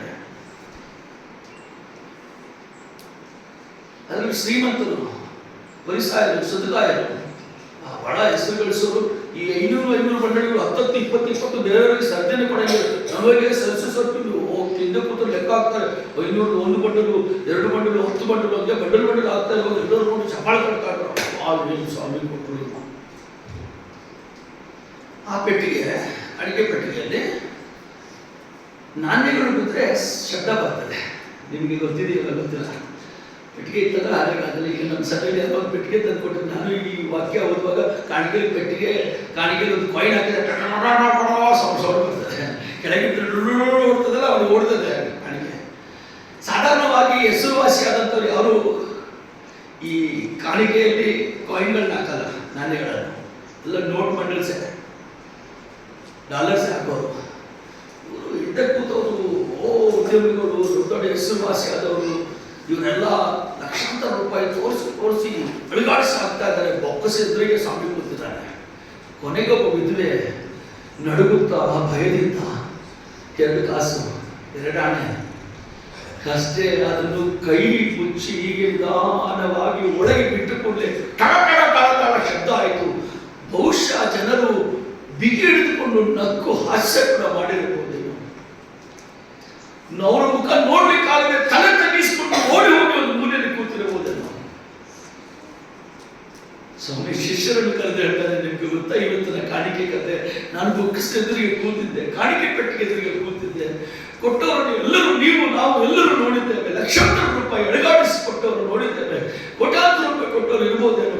ಆದರೆ ನಾನು ನಿಮಗೆ ಹೇಳುತ್ತೇನೆ, ಈ ಬಡವ 2 ಕಾಸಿಗೆ ಕೊಟ್ಟಿದ್ದಲ್ಲ, ಎಲ್ಲರಿಗಿಂತ ಹೆಚ್ಚು ಕೊಟ್ಟಿದ್ದಾಳೆ ಅಂತ ಹೇಳುವಾಗ ಮೂಲೆಯಲ್ಲಿ ಕೂತಿದ್ದಂತ ಎಲ್ಲ ದೊಡ್ಡ ದೊಡ್ಡ ಜನರು, ಎಲ್ಲ ದೊಡ್ಡ ದೊಡ್ಡ ಶ್ರೀಮಂತರು, ಪರಿಸಾಯರು, ಸದ್ದುಕಾಯರು ಹೇಳ್ತಾರೆ, ಮನಸ್ಸಿನಲ್ಲಿ ಹೇಳ್ತಾರೆ, ನಾವು ಕೊಟ್ಟಿದ್ದು ನೋಡಿಲ್ವೇ, ದೇವರ ಮಗನಂತ ಹೇಳ್ತಾರಲ್ವಾ, ನಮ್ದು ಕಾಣಲಿಲ್ವೇ ಅಂತ ಒಳಗೆ ಮುಳುಗುಟ್ಟುವಾಗ ಮತ್ತೆ ಸರಿಯಾದ ಉತ್ತರ ಯೇಸು ಸ್ವಾಮಿ ಕೊಡ್ತಾರೆ ಅಂತ. ನೀವೆಲ್ಲ ಕೊಟ್ಟಿದ್ದು ನಿಮಗೆ ಬೇಕಾದದ್ದನ್ನು ಇಟ್ಟುಕೊಂಡು ಉಳಿದದ್ದನ್ನು ಕೊಟ್ಟಿದ್ದೀರಾ. ಹಳೆ ಒಡಂಬಡಿಕೆ ವಾಡಿಕೆಯನ್ನು ದಶಾಂಶ. ನೀವು 10 ಲಕ್ಷ ಕೊಟ್ಟಿದ್ದೀರಾ, ಗಳಿಸಿದ್ದೆಷ್ಟು? ಕೋಟಿ. ಕೊಟ್ಟಿದ್ರ ಇವತ್ತು ತಂದು ಗಳಿಸಿದ್ದೆಷ್ಟು? 10 ಕೋಟಿ. 9 ಕೋಟಿ ಮನೇಲಿ ಇಟ್ಟಿಲ್ವಾ? 10 ಲಕ್ಷದಲ್ಲಿ ಲಕ್ಷ ಕೊಟ್ಟಿದ್ರೆ 9 ಲಕ್ಷ ಮನೇಲಿಟ್ಟು ಬರಲಿಲ್ವಾ? 10,000 ಕೊಟ್ಟಿದ್ರೆ 90,000 ಮನೇಲಿಟ್ಟು ಬರಲಿಲ್ವಾ? ನೀವು ಕೊಟ್ಟಿದ್ದ ಲೆಕ್ಕವೇನು? ಆಗ ಶಿಷ್ಯರಿಗೆ ಹೇಳ್ತಾನೆ, ನಿಮಗೆ ಸಾಧ್ಯವಾದರೆ ಸಭೆಯೆಲ್ಲ ಇಲ್ಲೇ ಕೂರಿಸಿಬಿಡಿ. ಶಿಷ್ಯರಿಗೆ ಹೇಳ್ತಾನೆ, ನೀವು ಮಾತ್ರ ವಿಧವೆ ಮನೆಗೆ ಹೋಗಿ, ಅವಳ ಮನೆಗೆ ಗೋದ್ರೇಜ್ ಲಾಕ್ ಇಲ್ಲ, ಅವಳ ಮನೆಗೆ ಬ್ಯಾಂಕ್ ಅಕೌಂಟ್ ಪಾಸ್ಬುಕ್ ಇಲ್ಲ, ಅವಳ ಬಂಗಾರ ಚಿನ್ನ ಇಡ್ಲಿಕ್ಕೆ ಆಭರಣಗಳಿಗೆ ಲಾಕರ್ ಯಾವುದಿಲ್ಲ, ಮನೆ ಪೂರ್ತಿ ಗುಡಿಸಲು ತೆರೆದಿದೆ. ನಿಮಗೆ ಸಾಧ್ಯವಾದರೆ ಅವಳ ಮಂಚದ ಕೆಳಗೆ, ಅವಳ ಪೆಟ್ಟಿಗೆಯಲ್ಲಿ, ಅವಳ ಬಾಕ್ಸ್ ನಲ್ಲಿ, ಅವಳ ಬಟ್ಟೆ ಇಟ್ಕೊಂಡ ಸ್ಥಳದಲ್ಲಿ ಎಲ್ಲ ಹುಡುಕಾಡಿ ಎಲ್ಲವನ್ನು ಬೀಸಾಡಿ ಬಂದು ನೋಡಿ, ಈ 2 ಕಾಸು ಬಿಟ್ಟು ಅವ್ರ ಮನೆಯಲ್ಲಿ ಏನೂ ಇಲ್ಲ. ಈ ರಾತ್ರಿ ಮನೆಗೆ ಹೋದ್ರೆ ಊಟ ಮಾಡ್ಲಿಕ್ಕೆ ಕೂಡ ಏನೂ ಇಲ್ಲ ಅವಳ ಹತ್ರ. ತನ್ನ ಸಂಪೂರ್ಣ ಜೀವನವನ್ನೇ ಕೊಟ್ಟಿದ್ದಾಳೆ ಅಂತ ಬರೆದಿದ್ದಾರೆ. He gave complete her life. ಈ 7 ಎಷ್ಟು ಪರ್ಸೆಂಟ್ ಕೊಟ್ಟಿದೆ? ಎಷ್ಟು ಪರ್ಸೆಂಟ್ ಕೊಟ್ಟಿದ್ದಾರೆ? ಸ್ವಲ್ಪ ನಿಧಾನವಾಗಿ ಸ್ವಲ್ಪ 100% ಬ್ರದರ್ 10% ಚೆನ್ನಾಗಿತ್ತು, ಸ್ವಲ್ಪ ಧೈರ್ಯ ಇತ್ತು. 50% ಹೇಳುವಾಗ ಕೂಡ ಒಪ್ಕೊಂಡಿದ್ವಿ. ನೀವೇನು 100% ಹೇಳಿದ್ರೆ ನಾವೆಲ್ಲ ಹೆಂಡತಿ ಮಕ್ಕಳೆಲ್ಲ ಬೀದಿಗೆ ಬರ್ಬೇಕಂತ ನಿಮ್ಮ ಆಶೆನ. ವಿಧವೆಗೆ ಇದ್ದು ಕೊರತೆ ಆಗಲಿಲ್ಲ. ದೇವ ಪ್ರೀತಿ ಉಳ್ಳವರಿಗೆ, ದೇವರಿಗೆ ಕೊಡುವವರಿಗೆ ಕೊರತೆ ಇರುವುದಿಲ್ಲ. ಎಷ್ಟೆಷ್ಟೋ ಹಳೆ ಒಡಂಬಡಿಕೆಯಲ್ಲಿ ಯೆರೂಸಲೇಮಿನ ದೇವಾಲಯ ಕಟ್ಟುವಾಗ ದೇವಜನರು ನಮ್ಮ ಚಿನ್ನ ಬೆಳ್ಳಿ ಬೆಲ್ಲರ ವಸ್ತುಗಳು ನಮ್ಮಲ್ಲಿದ್ದದ್ದು ಎಲ್ಲ ಕೊಟ್ಟರು. ಕೊನೆಗೆ ಒಂದು ಅನೌನ್ಸ್ಮೆಂಟ್ ಆಯಿತು, ಸಾಕು, ಇನ್ನು ಅವಶ್ಯಕತೆಗಿಂತ ಹೆಚ್ಚಾಗಿದೆ, ನಮ್ಮ ಸಭೆಗಳಿಗೆ ನಮ್ಮ ಸೇವೆಗಳಿಗೆ ಅಂತ ಅನೌನ್ಸ್ಮೆಂಟ್ ಬರಬೇಕಾಗಿದೆ. ಹೊಸ ಒಡಂಬಡಿಕೆ ಕೊನೆ ಭಾಗಕ್ಕೆ ಬರ್ತಾ ಇದೆ, ನನ್ನ ಮುಕ್ತಾಯದ ಸಮಯ ಬರ್ತಾ ಇದೆ. ಅದೇ ನಾನು ಹೇಳಿದ್ನಲ್ಲ, ಮತ್ತೊಂದು ಬರೆದ ಸುವಾರ್ತೆ, ಮಾರ್ಕನು ಬರೆದ ಸುವಾರ್ತೆ, ಮತ್ತೊಂದು ಬರೆದ ಸುವಾರ್ತೆ 17ನೇ ಅಧ್ಯಾಯದಲ್ಲಿ ಇನ್ನೊಂದು ಭಾಗ 27ನೇ ವಚನಕ್ಕೆ ಬರೋಣ. ಮ್ಯಾಥ್ಯೂ 17:27. ಆದರೂ ನಮ್ಮ ವಿಷಯವಾಗಿ ಅವರು ಬೇಸರಗೊಳ್ಳಬಾರದು. ನೀನು ಸಮುದ್ರಕ್ಕೆ ಹೋಗಿ 17:27 ಮತ್ತೆ 20 ಅದನ್ನು ಬಳಸುವಾಗ್ತದೆ.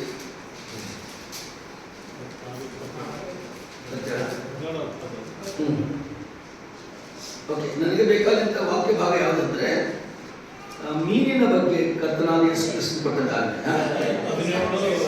17 ಓದಿದ್ರು, ಕ್ಷಮಿಸಿ. ನೀನು ಸಮುದ್ರಕ್ಕೆ ಹೋಗಿ ಗಾಳ ಹಾಕಿ ಮೊದಲು ಸಿಕ್ಕುವ ಮೀನನ್ನು ಎತ್ತು, ಅದರ ಬಾಯಿ ತೆಗೆದು ನೋಡಿದರೆ ಅದರಲ್ಲಿ ₹1 ಸಿಕ್ಕುವುದು. ಅದನ್ನು ತೆಗೆದುಕೊಂಡು ನಮ್ಮಿಬ್ಬರದಂತ ಹೇಳಿ ಅವರಿಗೆ ಕೊಡು ಎಂದು ಹೇಳಿದನು. ಎಂತ ಸಂಗತಿ ಇದು? ಈಗ ಶಿಷ್ಯನಾದ ಪೇತ್ರನು ಬರ್ತಾನೆ, ಏನ್ ಕೇಳ್ತಾನೆ, ಸ್ವಾಮಿ ಸುಂಕದವ್ರು ಬರ್ತಾರೆ, ಟ್ಯಾಕ್ಸ್ ಕಲೆಕ್ಟರು, ನಮ್ಮ ಹತ್ರ ಟ್ಯಾಕ್ಸ್ ಕೇಳ್ತಾರೆ, ಏನ್ ಮಾಡೋಣ? ಅನೇಕರು ಪ್ರಶ್ನೆ ಕೇಳಿದ್ರು, ಪರಿಸರ ಅಧಿಕಾರಿ ಟ್ಯಾಕ್ಸ್ ಕೊಡ್ಬೇಕಾ ಅಂತ ಕೇಳಿದ್ರು. ಅವಾಗ ಹೇಳ್ತಾನೆ, ಯಾರಿಗೆ? ದೇವರಿಗೆ. ಯಾರ್ದು? ಕೈಸರು. ಕಣ್ಣನ್ನ ತೋರಿಸ್ತಾನೆ. ಒಂದ್ ಕಡೆ ಕೈಸರದ ಮುಖ ಚಿತ್ರ ಇತ್ತು, ಇನ್ನೊಂದು ಕಡೆ ₹1 ಅಂತ ಬಂದಿತ್ತು. ರೂಪಾಯಿ ದೇವರಿಗೆ ಕೊಡಿ, ಕೈಸರ್ ಚಿತ್ರ ಕೈಸರ್ ಕೊಡಿ. ನಮ್ಮ ಭಾರತ ದೇಶದಲ್ಲಿ ಕೂಡ ನಾವು ದೇಶಕ್ಕೆ ಕೊಡಬೇಕು ಟ್ಯಾಕ್ಸ್, ದೇವರಿಗೆ ಟ್ಯಾಕ್ಸ್ ಕೊಡಬೇಕು, ದೇವರಿಗೆ ಕೊಡಬೇಕು. ಈಗ ಸ್ವಾಮಿಗೆ ಟ್ಯಾಕ್ಸ್ ಕೇಳಲಿಕ್ಕೆ ಬಂದಾಗ ಪೇತ್ರನು ಕೇಳ್ತಾನೆ, ಸ್ವಾಮಿ ನಮ್ಮ ಹತ್ರ ಏನಿಲ್ಲ, ನಾವು ಮನೆ ಮಠ ಎಲ್ಲ ಬಿಟ್ಟು ಬಂದವರಲ್ಲ, ನಮ್ಮ ಹತ್ರ ಯಾಕೆ ಟ್ಯಾಕ್ಸ್ ಕೇಳೋದಿಲ್ಲ ಅಂದ್ರೆ ಸ್ವಾಮಿ ಹೇಳ್ತಾರೆ, ನಾವು ಇಬ್ಬರು ಕೂಡ ಟ್ಯಾಕ್ಸ್ ಕಟ್ಕೊಂಡು ಈ ದೇಶದಲ್ಲಿ ವಾಸ ಮಾಡ್ತಿರೋದು, ನಮ್ಮ ಹತ್ರ ಏನಿಲ್ಲ, ಚೀಲ ಇಲ್ಲ, ಏನಿಲ್ಲ, ನಾವು ಹಣ ಸಂಪಾದನೆ ಮಾಡಿ ಕೂಡಿಡುವುದಿಲ್ಲ, ಬ್ಯಾಂಕ್ ಅಕೌಂಟ್ ಹೆಂಗೆ ಕೊಡೋದಂದ್ರೆ, ಸ್ವಾಮಿ ಗಲೀಲಿಯ ಪ್ರಾಂತದ ದಡದಲ್ಲಿ ನೆಲದ ಮೇಲೆ ನಿಂತು ನಡೆಯುವಂತ ಸಂಗತಿ. ದಯವಿಟ್ಟು ಜಗತ್ತೇ ಕೇಳಿ, ಗಲೀಲಿಯ ಸಮುದ್ರದ ಪ್ರಾಂತದಲ್ಲಿ ಸಮುದ್ರ ಆಚೆಗಿದೆ, ನೆಲದ ಮೇಲೆ ನಿಂತು ಇಬ್ರು ಮಾತಾಡ್ಕೊಳ್ತಾ ಇದ್ದಾರೆ, ಶಿಷ್ಯರು ಯೇಸು ಸ್ವಾಮಿ ಇಬ್ರು. ಇವರ ವಾರ್ತಾಲಾಪ ಏನ್ ಹೇಳ್ತಾ ಇದ್ದಾರೆ, ಯೇಸು ಸ್ವಾಮಿ ಶಿಷ್ಯರಿಗೆ ಹೇಳ್ತಾನೆ, ನೀನು ಹೋಗಿ ಒಂದು ಗಾಲೆಯನ್ನು ಹಾಕು, ಸಮುದ್ರದಲ್ಲಿ ನಿನಗೆ ಒಂದು ಮೀನು ಸಿಗ್ತದೆ, ಆ ಮೀನನ್ನು ತೆಗೆದು ಅದರ ಬಾಯಿ ತೆರೆದ್ರೆ ಒಂದು ಶೆಕೆಲ್ ಅದರಲ್ಲಿ ಇರ್ತದೆ, ಅರ್ಧ ಶೆಕೆಲ್ ನಿನಗೂ ಅರ್ಧ ಶೆಕೆಲ್ ನನಗೂ ಇಬ್ಬರಿಗೂ ಕೂಡಿ ಟ್ಯಾಕ್ಸ್ ಕೊಡು ಅಂತ ಹೇಳ್ತಾರೆ. ಅರ್ಥ ಆಯ್ತಲ್ಲ? ಟ್ಯಾಕ್ಸ್ ಕೊಡಬೇಕು ಸಮಯ ಇಲ್ಲ. ಈಗ ಸಮುದ್ರದ ದಡದ ಮೇಲೆ ಹಗಲಲ್ಲಿ ನಡೆಯುವಂತ ಮಾತಿದ್ದು, ವಾರ್ತಾಲಾಪ ಹಗಲಲ್ಲಿ ನಡೆಯುತ್ತೆ, ರಾತ್ರಿ ಕಾಲಲ್ಲ. ನೀವು ಸಮುದ್ರದ ವಿಶೇಷತೆಯನ್ನು ನೋಡಿದರೆ, ಬೆಸ್ತಗಾರರು ಮೀನಿಡ್ಲಿಕ್ಕೆ ಸಮುದ್ರದ ರಾತ್ರಿ ಸಮಯಕ್ಕೆ ಹೋಗ್ತಾರೆ. ರಾತ್ರಿ ಸಮಯದಲ್ಲಿ ತುಂಬಾ ಆಹ್ಲಾದಕರವಾದಂಥ ಶಾಂತವಾದಂಥ ಅಲೆಗಳಿಲ್ಲದ ಸಮಯದಲ್ಲಿ ಮೀನುಗಳು ಬೆಳಗ್ಗೆ ಬರ್ತಾರೆ.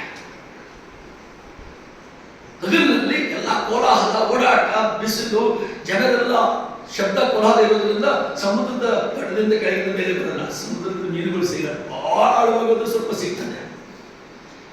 ಹಗಲಲ್ಲಿ ಮೀನುಗಳು ಏನ್ ಮಾಡ್ತವೆ ಅಂದ್ರೆ ಸಮುದ್ರದ ಆಳಕ್ಕೆ ಹೋಗಿ ನೆಮ್ಮದಿಯಾಗಿ ಕೂತ್ಕೊಂಡು ಒಬ್ರಿಗೊಬ್ರು ಮಾತಾಡ್ಕೊಂಡು ಕಾನ್ಫರೆನ್ಸ್ ಮಾಡುವಂತ ಸಮಯ, ಆಟ ಆಡುವಂತ ಸಮಯ, ನಾವು ಸುಮ್ಮನೆ ರಜೆ ಕಳೀತೀವಲ್ಲ, ರಜೆ ಕಳೆಯುವಂತ ಸಮಯ ಅವರಿಗೆ. ರಾತ್ರಿ ಮೇಲಕ್ಕೆ ಬರ್ತವೆ, ಆಹಾರ ಹಿಡ್ಕೊಂಡು ರಾತ್ರಿ ನೆಮ್ಮದಿಯಾಗಿದ್ದಾಗ ಬರ್ತವೆ. ಅದಕ್ಕೆ ಬೆಸ್ತಿನ ರಾತ್ರಿ ಎಲ್ಲ ಮೀನು ಹಿಡಿದು ಮುಂಜಾನೆ ಬರ್ತಾರೆ. ಇವ್ರನ್ನು ಪೇತ್ರನು ಹೇಳಿದ್ರೆ, ಯೋಹಾನನ ಸುವಾರ್ತೆನ ರಾತ್ರಿ ಎಲ್ಲ ಹಿಡಿದೆವು, ಅದ್ರ ಏನು ಸಿಗ್ಲಿಲ್ಲ ಅಂತ ಹೇಳಿ. ಇವರು ರಾತ್ರಿ ಹಿಡಿಯಕ್ಕೆ ಹೋಗೋದು, ಹಗಲೇನ್ ಮಾಡ್ತಾ ಇದ್ರು ಅಂದ್ರೆ ಸಮುದ್ರದ ಆಳಕ್ಕೆ ಹೋಗಿ ಆರಾಮಾಗಿ ಆಟ ಆಡ್ತಾ ಕಾನ್ಫರೆನ್ಸ್ ನಡೆಯುವಂತ ಸಮಯ, ಸಮುದ್ರದ ಗಲೀಲಿಯ ಸಮುದ್ರದ ಆಳದಲ್ಲಿ ಕಾನ್ಫರೆನ್ಸ್ ನಲ್ಲಿ ಆಟ ಆಡುವಂತ ಸಮಯದಲ್ಲಿ ಸಮುದ್ರದ ಮೇಲೆ, ನೆಲದ ಮೇಲೆ ಇಬ್ಬರು ಮಾತಾಡ್ತಾ ಇದ್ದಾರೆ. ಕರ್ತಮಾತನ ಶಿಷ್ಯರ ವಾರ್ತಾಲಾಪ ಯಾರಿಗೆ ಕೇಳಿಸಿತು? ಸಮುದ್ರದ ಆಳದಲ್ಲಿ ಯಾವ ಮೀನಿನ ಹೊಟ್ಟೆಯಲ್ಲಿ ಶೆಕೆಲ್ ಇದ್ದೋ ಅದಕ್ಕೆ ಕೇಳಿಬಿಟ್ಟು.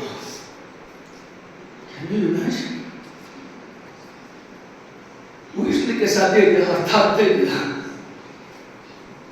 ಸಮುದ್ರ ಸಮುದ್ರದ ಆಳ ಎಷ್ಟು ಅಷ್ಟು ಆಳಕ್ಕೆ ನಿಮ್ಮ ಪಾಪಗಳನ್ನು ಏನ್ ಮಾಡಿದರೆ ಎಸೆದು ಬಿಟ್ಟಿದೆ. ಯಾಕಂದ್ರೆ ಆಳ ಅಳಿಲಿಕ್ಕೆ ಸಾಧ್ಯ ಇಲ್ಲ. ಅಳಿಲಾರದಂತ ಆಳ, ಕೇಳಲಾರದಂತ ಅಷ್ಟು ಆಳಕ್ಕೆ ನೆಮ್ಮದಿಯಾಗಿ ಆಟ ಆಡ್ತಿದ್ದ ಈ ಮೀನಿಗೆ ನೆಲದ ಮೇಲೆ ತನ್ನ ಸೃಷ್ಟಿಕರ್ತನಾದ ಸ್ವಾಮಿ ಶಿಷ್ಯನಿಗೆ ಹೇಳುವಂತ ಮಾತು ಕೇಳಿಸಿಕೊಂಡಿತು. ಕೊಡ್ಲಿಕ್ಕೆ ಕೇಳಿಸ್ಕೊಳ್ಳೋದು ಬಹಳ ಪ್ರಾಮುಖ್ಯ. ನಾವು ಕೇಳಿಸ್ಕೊಳ್ಳೋದಿಲ್ಲ ಸರಿಯಾಗಿ, ಅದಕ್ಕೆ ಕೊಡಲ್ಲ. ದೇವರನ್ನು ಪ್ರೀತಿ ಮಾಡಲಿಕ್ಕೆ ಕಿವಿ ಕೊಟ್ಟು ಕೇಳಬೇಕು. ಸರಿಯಾಗಿ ಕೇಳದೇ ಇದ್ರೆ ಸರಿಯಾಗಿ ಕೊಡ್ಲಿಕ್ಕೆ ಸಾಧ್ಯ ಇಲ್ಲ. ಎಷ್ಟೆಷ್ಟು ಅಲ್ಪ ಸ್ವಲ್ಪ ಕೊಟ್ಟು ಕೊರತೆಯಿಂದ ನಮ್ಮ ಜೀವನ ಸಾಗಿಸ್ತಾ ಇದ್ದಾರೆ. ಎಷ್ಟು ಆಳವಾದಲ್ಲಿದ್ದಂಥ ಮೀನು ಸರಿಯಾಗಿ ಕೇಳಿ, ಜೊತೆಗೆ ಆಟ ಆಡುತ್ತಿದ್ದ ಎಲ್ಲಾ ಮೀನುಗಳು ಪಕ್ಕಕ್ಕೆ ದೊಬ್ಬಿ ಮೇಲಕ್ಕೆ ಓಡ್ತಾ ಇರುವಾಗ ಎಲ್ಲಾ ಮೀನುಗಳು ನಿಲ್ಲಿಸಿದ್ರೆ ಎಲ್ಲಿಗೋಗ್ತಾ ಇದ್ದೆ ಅದರಲ್ಲಿ ಜನಸಂದಣಿ ಎಷ್ಟು ದಟ್ಟವಾಗಿ ಜನ ಇದ್ದಾರೆ ಗೊತ್ತಾ? ಸಾಹಿತ್ಯ ಪ್ರಾಣ ಕೊಡ್ಲಿಕ್ಕೆ ಹೋಗ್ತಾ ಇದ್ದೀರಾ. ಈ ಮೀನು ಕೊಟ್ಟ ಉತ್ತರ ಗೊತ್ತಾ ನಿಮ್ಗೇನು? ಯಾರೋ ಕೈಯಲ್ಲಿ ಸಾಯ್ಲಿಕ್ಕೆಲ್ಲ, ನನ್ನ ಸೃಷ್ಟಿಕರ್ತ ನನ್ನ ಹುಟ್ಟಿಸಿದವನು ಕರಿತಾ ಇದ್ದಾನೆ. ನಾನು ಹೋಗ್ತಾ ಇದ್ದೇನೆ. ಸಾಹಿತ್ಯ ಅಂದ್ರೆ ಸಾಯ್ಲಿಕ್ಕೆ ಹೋಗ್ತಾ ಇದ್ದೇನೆ, ಪ್ರಾಣ ಕೊಡ್ಲಿಕ್ಕೆ ಹೋಗ್ತಾ ಇದ್ದೇನೆ. ಬರೀ ಪ್ರಾಣ ಅಷ್ಟ, ನನ್ನ ಒಳಗಿದ್ದಂತ ಶೆಕೆಲ್ ಕೇಳ್ತಾ ಇದ್ದೇನೆ. ಶೆಕೆಲು ಕೊಡ್ತೇನೆ, ಶೆಕೆಲ್ ಜೊತೆಗೆ ಪ್ರಾಣನೂ ಕೊಡ್ತೇನೆ. ಈಗ ಎಷ್ಟು ಪರ್ಸೆಂಟ್ ಕೊಡ್ತು ನೀನು? ಎಷ್ಟು ಪರ್ಸೆಂಟ್? 100% and in life. ತನ್ನಲ್ಲಿದ್ದಂತ 100% ಪೂರ್ತಿ ಶೆಕೆಲ್ ಕೊಡ್ತು. ಶೆಕೆಲ್ಗಾಗಿ ತನ್ನ ಪ್ರಾಣನೂ ಕೊಡ್ಲಿಕ್ಕೆ ಸಿದ್ಧವಾಯಿತು. ನಾವು ಅನೇಕ ಸಾರಿ ಕೇಳ್ತೇನೆ, ಅರ್ಧಂಬರ್ಧ ಕೇಳ್ಕೊಂಡು, ನಮಗೆ ಮನಸ್ಸಿಗೆ ಬಂದಂಗೆ ಕೇಳಿದನ್ನು ತಿರುಗಿಸ್ಕೊಂಡು, ನಮಗೆ ಮನಸ್ಸಿದಂಗೆ ಬಂದಂಗೆ ಅದನ್ನು ತಿರುವಿ ಮುರುವಿ, ನಮಗೆ ಇಷ್ಟ ಬಂದಂಗೆ ದೇವರನ್ನು ಪ್ರೀತಿಸುವಂತ ಒಂದು ಸಂವಿಧಾನ, ನಮ್ಮದೇ ಆದಂಥ ರೂಲ್ಸ್ ರೆಗ್ಯುಲೇಷನ್ ನಾವು ಹಾಕಿಕೊಂಡು ನಮ್ಮ ಕೆಲಸ ನಾವು ಪ್ರಾರಂಭ ಮಾಡ್ತೇವೆ. ಆಗ ಕೊರತೆ ಇರ್ತಾರೆ. ದೇವರ ನಿಯಮದ ಪ್ರಕಾರ ಕೊಟ್ಟವರಿಗೆ ಕೊರತೆ ಇಲ್ಲ. ದೇವರ ನಿಯಮದ ಪ್ರಕಾರ ಪ್ರೀತಿ ಮಾಡಿದವರಿಗೆ ಕೊರತೆ ಇಲ್ಲ. ಉದಾರ ಮನಸ್ಸಿನಿಂದ ದೇವರನ್ನು ಪ್ರೀತಿಸುವವರಿಗೆ ಎಂದೆಂದಿಗೂ ಕೊರತೆ ಇರಲ್ಲ. ಪ್ರೀತಿಸೋಣವೇ.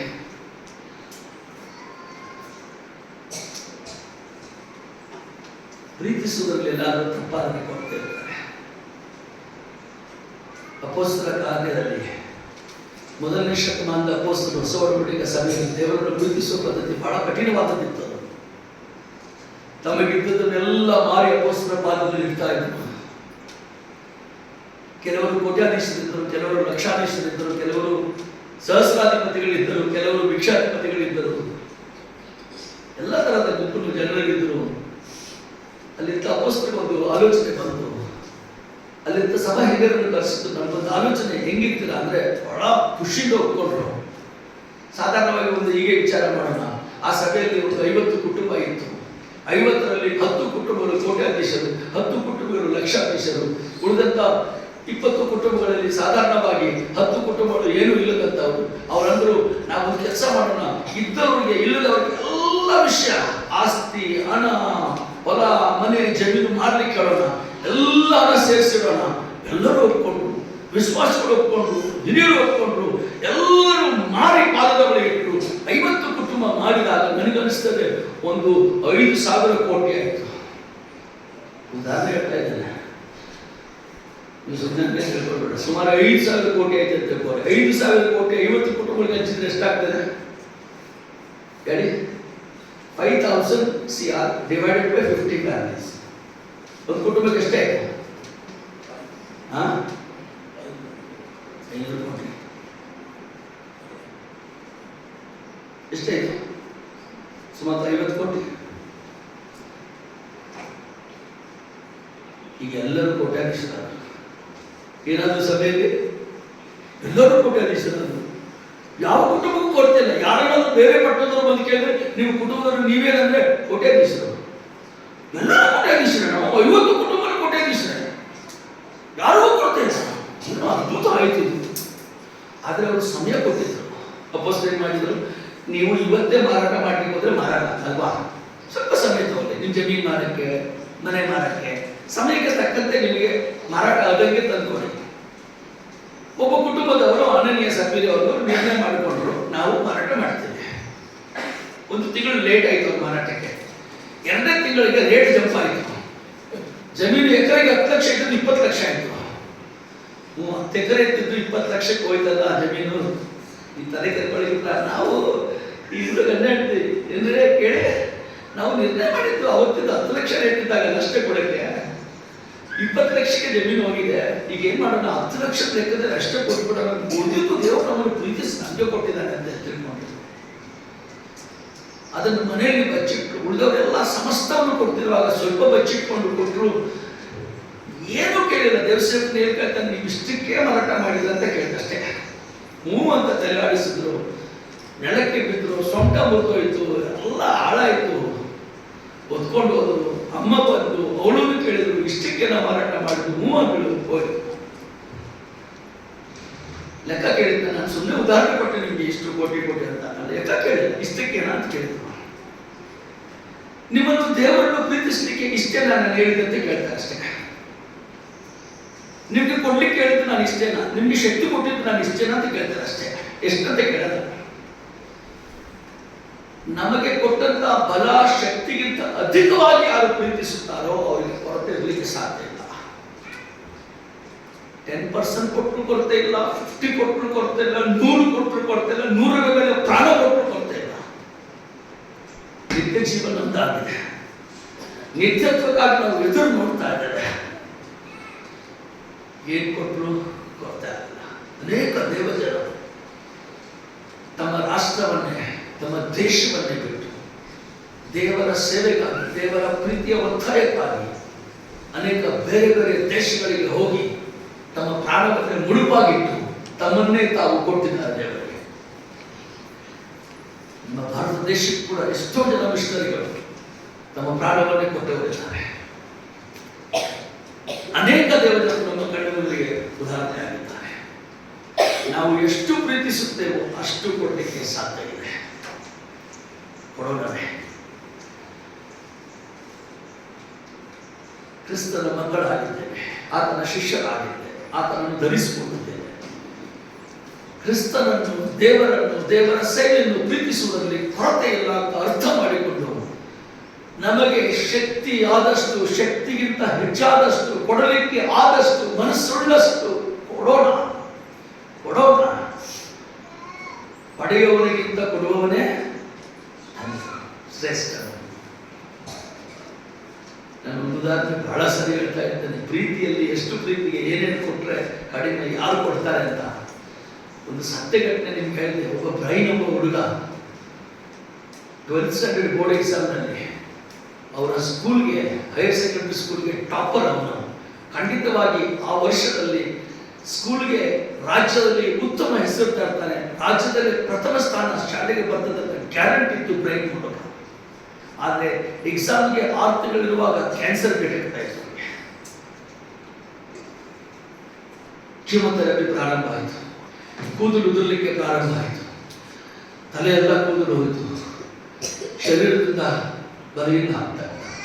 ಆದರೆ ದೇವರ ಕೃಪೆಯಿಂದ ಆತನು 3 ತಿಂಗಳಾದ್ಮೇಲೆ ಇನ್ನು ಚೇತರಿಸಿಕೊಂಡ. 4ನೇ ತಿಂಗಳಲ್ಲಿ ಗುಣವಾಗ್ತಾ ಇದ್ದ, ಆದರೆ ಕೂದಲು ಬರ್ತಾ ಇರಲಿಲ್ಲ. ಇನ್ನು 2 ತಿಂಗಳಲ್ಲಿ ಫೈನಲ್ ಎಕ್ಸಾಮ್ ಇದ್ದು ಕ್ಲಾಸ್ ಟೀಚರ್ ಬಂದು ರಿಕ್ವೆಸ್ಟ್ ಮಾಡಿದ್ರು, ಬ್ರೈನ್ ಸ್ಕೂಲ್ಗೆ ಬಂದ್ಬಿಡಪ್ಪ, ನೀನಿದ್ರೆ ನಮ್ಮ ಸ್ಕೂಲ್ಗೆ ದೊಡ್ಡ ಹೆಸರು, ರಾಜ್ಯದಲ್ಲೇ ಪ್ರಶಸ್ತಿ ಬರ್ತದೆ, ನಿನ್ನ ಮೇಲೆ ಬಹಳ ಭರವಸೆ ಇಟ್ಟಿದ್ದಾರೆ ಎಲ್ಲರೂ ಬಂದ್ಮೇಲೆ. ಇಲ್ಲ ಟೀಚರ್ ಬರೋಕ್ಕಾಗಲ್ಲ, ತಲೆ ಕೂದಲೆಲ್ಲ ಹೋಗಿದೆ, ಸುರುಗಿದ್ದೇನೆ, ಎಲ್ಲರೂ ನನಗೆ ಗೇಲಿ ಮಾಡ್ತಾರೆ, ಬಳಿ ಅಂತ ಕರೀತಾರೆ, ನನಗೆ ಆಗಲ್ಲ ಅಂತ ಹೇಳಿದ. ನಾನಿದ್ರ ಪ್ರಿನ್ಸಿಪಾಲ್ ಬಂದರು. ಪ್ರಿನ್ಸಿಪಾಲ್ ರಿಕ್ವೆಸ್ಟ್ ಮಾಡ್ತಾರೆ, ಬ್ರೈನ್ ಬಂದ್ಬಿಡು, ಪರವಾಗಿಲ್ಲ ಬಂದ್ಬಿಡು, ಹಿಂಗೋ ಅಡ್ಜಸ್ಟ್ ಮಾಡೋಣ, ನೋಡೋಣ ಬಂದ್ಬಿಡು ಅಂದ್ರೆ. ಇಲ್ಲ ಪ್ರಿನ್ಸಿಪಾಲ್, ನಾನು ಬರಲ್ಲ.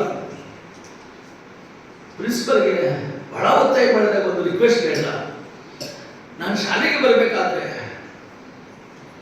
ಒಂದು ಪರ್ಮಿಷನ್ ಕೊಡ್ತೀರಾ, ಕ್ಲಾಸ್ನಲ್ಲಿ ಟೊಪ್ಪಿಗೆ ಹಾಕೊಂಡು ಕೂಡ್ಲಿಕ್ಕೆ ಕೊಡ್ತೀರಾ ಅಂದಮೇಲೆ ಪ್ರಿನ್ಸಿಪಲ್ ಕ್ಲಾಸಲ್ಲಿ ಮಾಡಕ್ಕೆ ಹೋಗಬೇಕಾಗಲ್ಲ, ಅದು ಪರ್ಮಿಷನ್ ಇಲ್ಲ.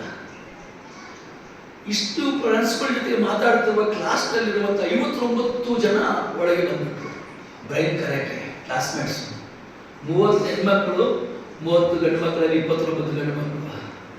59 ಜನ ಮನೆಗೆ ಬಂದರು. ಬ್ರೈನ್ ಬಾರೋ, ನಿನ್ನಿಂದ ಶಾಲೆಗೆ ಹೆಸರು ಬರ್ತದೆ, ಹೈಯರ್ ಸೆಕೆಂಡರಿ ಸ್ಕೂಲ್ ಟಾಪ್ ಆಗ್ತದೆ ಸ್ಟೇಟ್ನಲ್ಲಿ, ಬಾರೋ ಅಂತ ಕೇಳುವಾಗ ಪ್ರಿನ್ಸಿಪಾಲ್ರಿಗೆ ಅವ್ರು ಕೇಳಿದಂಥ ಮಾತು ಎಲ್ಲ ಮಕ್ಕಳು ಸೇರಿ ಪ್ರಿನ್ಸಿಪಲ್ ಕೊಡಿ ಪರ್ಮಿಷನ್ ಕ್ಯಾಬ್ ಅಂದ್ರೆ ಅವ್ರೇನಾದ್ರು ಕ್ಯಾಬ್ ಕ್ಲಾಸಲ್ಲಿ ಹಾಕಿ ಕೊಡ್ಲಿಕ್ಕೆ ಪರ್ಮಿಷನ್ ಅಲ್ಲ.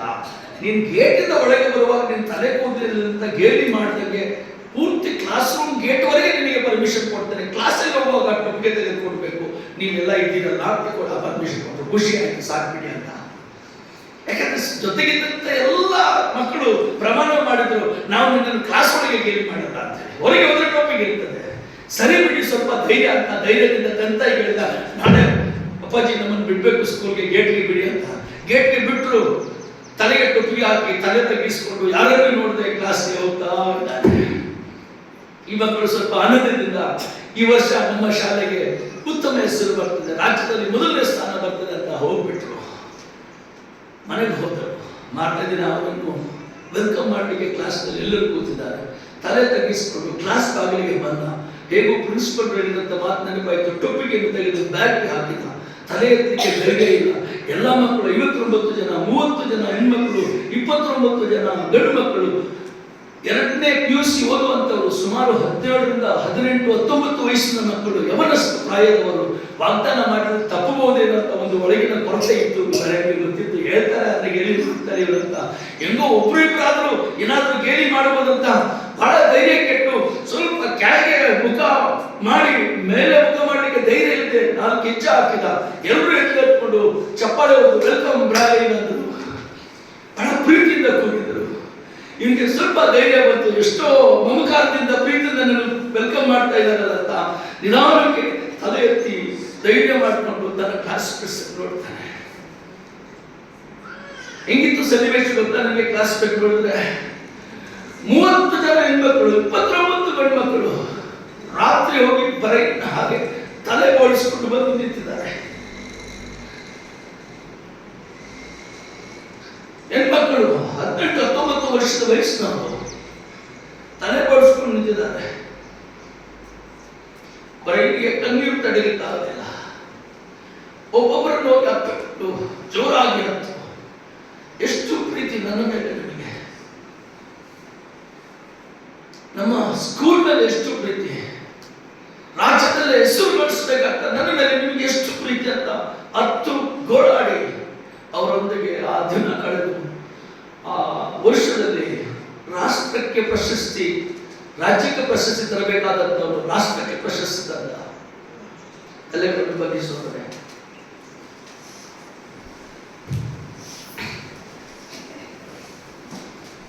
ಕರ್ತನ ಪಾದದ ಸನ್ನಿಧಿಯಲ್ಲಿ ದೇವರನ್ನು ಪ್ರೀತಿಸಲಿ,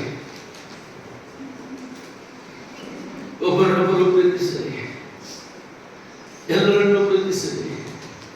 ಪ್ರೀತಿ ಹೆಚ್ಚೆಚ್ಚುತ್ತಾ ಬರಲಿ. ಬೇರೆಯವರ ಕೆಲಸಕ್ಕೆ ತಲೆ ಹಾಕಬೇಡಿ. ಹೊರಗಿನವರ ಎದುರಿಗೆ ಸಜ್ಜನರಾಗಿದ್ದೀವಿ. ದೇವರನ್ನು ಪ್ರೀತಿಸುವವರಿಗೆ ಯಾವ ಕೊರತೆ ಇರಲ್ಲ. ಪ್ರೀತಿಯ ಒಂದು ಅದ್ಭುತವಾದಂತಹ ಸಾಕ್ಷಿ ಕೇಳುತ್ತಾ ಬಂದೆ. ಪ್ರೀತಿಯಾದ ಒಂದು ಉತ್ತಮ ಉದಾಹರಣೆ ಕೇಳ್ತಾ ಬಂದೆ. ಬ್ರೈನ್ ಮೇಲಿದ್ದಂತ ಪ್ರೀತಿಗಾಗಿ ಹೆಣ್ಣು ಮಕ್ಕಳು ತಮ್ಮ ತಲೆ ಕೂದಲನ್ನು ಬೋಳಿಸಿ ಅವನೊಬ್ಬರೇ ಅಲ್ಲ ಹಾಸ್ಯಾಸ್ಪದವಾಗುವುದು ನಾವೆಲ್ಲರೂ ಸಿದ್ಧವಾಗಿದ್ದೇವೆ ಆ ತ್ಯಾಗಕ್ಕಾಗಿ ನಿಂತರು. ನಮ್ಮ ಪ್ರಿಯ ಸ್ನೇಹಿತರಿಗಾಗಿ, ಜೊತೆ ಓದುವಂತ ವಿದ್ಯಾರ್ಥಿಗಾಗಿ ಅವರು ಎಷ್ಟು ತ್ಯಾಗ ಮಾಡ್ತಾ ಇದ್ದಾರೆ. ನಮ್ಮ ದೇವರಿಗಾಗಿ ನಾನು ಏನು ಮಾಡ್ಬೋದು? ನಾನು ಎಷ್ಟು ಕೊಡ್ಬೋದು ದೇವರಿಗೆ? ನನ್ನ ದೇವರಿಗೆ ಎಷ್ಟು ಪ್ರೀತಿ ಮಾಡಬಹುದು? ನನ್ನನ್ನು ಪ್ರೀತಿಸಿದಾಗ ನಾನು ಯಾವುದೇ ಕೆಲಸಕ್ಕೆ ಬಾರದೆ ಒಂದು ಮೂಲೆಯಲ್ಲಿ ಬಿದ್ದಂತವರು. ನಮ್ಮ ಊರಲ್ಲಿ, ನಮ್ಮ ಹೋಬಳಿ, ನಮ್ಮ ಪಟ್ಟಣದಲ್ಲಿ ನನ್ನ ಹೆಸರೇ ಯಾರಿಗೂ ಗೊತ್ತಿರಲಿಲ್ಲ, ನನ್ನ ಪರಿಚಯ ಇರಲಿಲ್ಲ, ನನ್ನನ್ನು ಯಾರು ಮಾತಾಡಿಸುವೇ ಇರಲಿಲ್ಲ. ನನಗಾಗಿ ಶಿಲುಬೆಯಲ್ಲಿ ತನ್ನ ಪ್ರಾಣವನ್ನು ಕೊಟ್ಟು ತನ್ನ ಮಗನಾಗಿ ಮಗಳನ್ನಾಗಿ ಮಾಡಿಕೊಂಡಾಗ ಈಗ ಸಮಸ್ತ ಜನರು ನನ್ನನ್ನು ಗುರುತಿಸುತ್ತಾರೆ. ನನ್ನನ್ನು ದೇವಜನರೆಂದು, ದೇವರ ಮಕ್ಕಳೆಂದು, ಸಭಾ ಸದಸ್ಯರೆಂದು, ಯೇಸುವಿನ ಮಗ ಅಥವಾ ಮಗಳೆಂದು ಗುರುತಿಸಿ ಪರಿಚಯಿಸಿ ಎಲ್ಲರೂ ಮಾತಾಡಿಸುತ್ತಾರೆ. ಎಷ್ಟು ಗೌರವ ತಂದಂತ ದೇವರು ನನಗೆ. ಹಾಗಾದ್ರೆ ನಾನು ಆತನಿಗೆ ಏನು ಕೊಡಬಲ್ಲೆ? ಏನಾದರೂ ಕೊಡ್ಲಿಕ್ಕೆ ನನ್ನಲ್ಲಿ ಉಂಟು? ಎಷ್ಟು ಕೊಡಬಲ್ಲೆ? ಅದಕ್ಕೆ ಏನಾದರೂ ಮಿತಿ ಉಂಟು? ಹೇಗೆ ಕೊಡುವುದು? ಅದಕ್ಕೇನಾದರೂ ಪದ್ಧತಿ ಉಂಟು? ಎಷ್ಟು ತ್ಯಾಗ ಮಾಡಬಹುದು? ಮಾಡಲಿಕ್ಕಾದಷ್ಟು ಒಂದು ಸಾರಿ ತಲೆಗಳನ್ನು ಬಗ್ಗಿಸಿದ ಹಾಗೆ ನಾವು ಕರ್ತನ ಜೊತೆಗೆ ಒಂದು ಸಂಧಾನ ಮಾಡಿಕೊಳ್ಳಬೇಕು. Shall we take a note and ask our Lord help us to love you more and more. ಕರ್ತನ ಜೊತೆಗೆ ಒಂದು ವಾಗ್ದಾನ ಮಾಡಿಕೊಂಡು, ಕರ್ತನ ಈ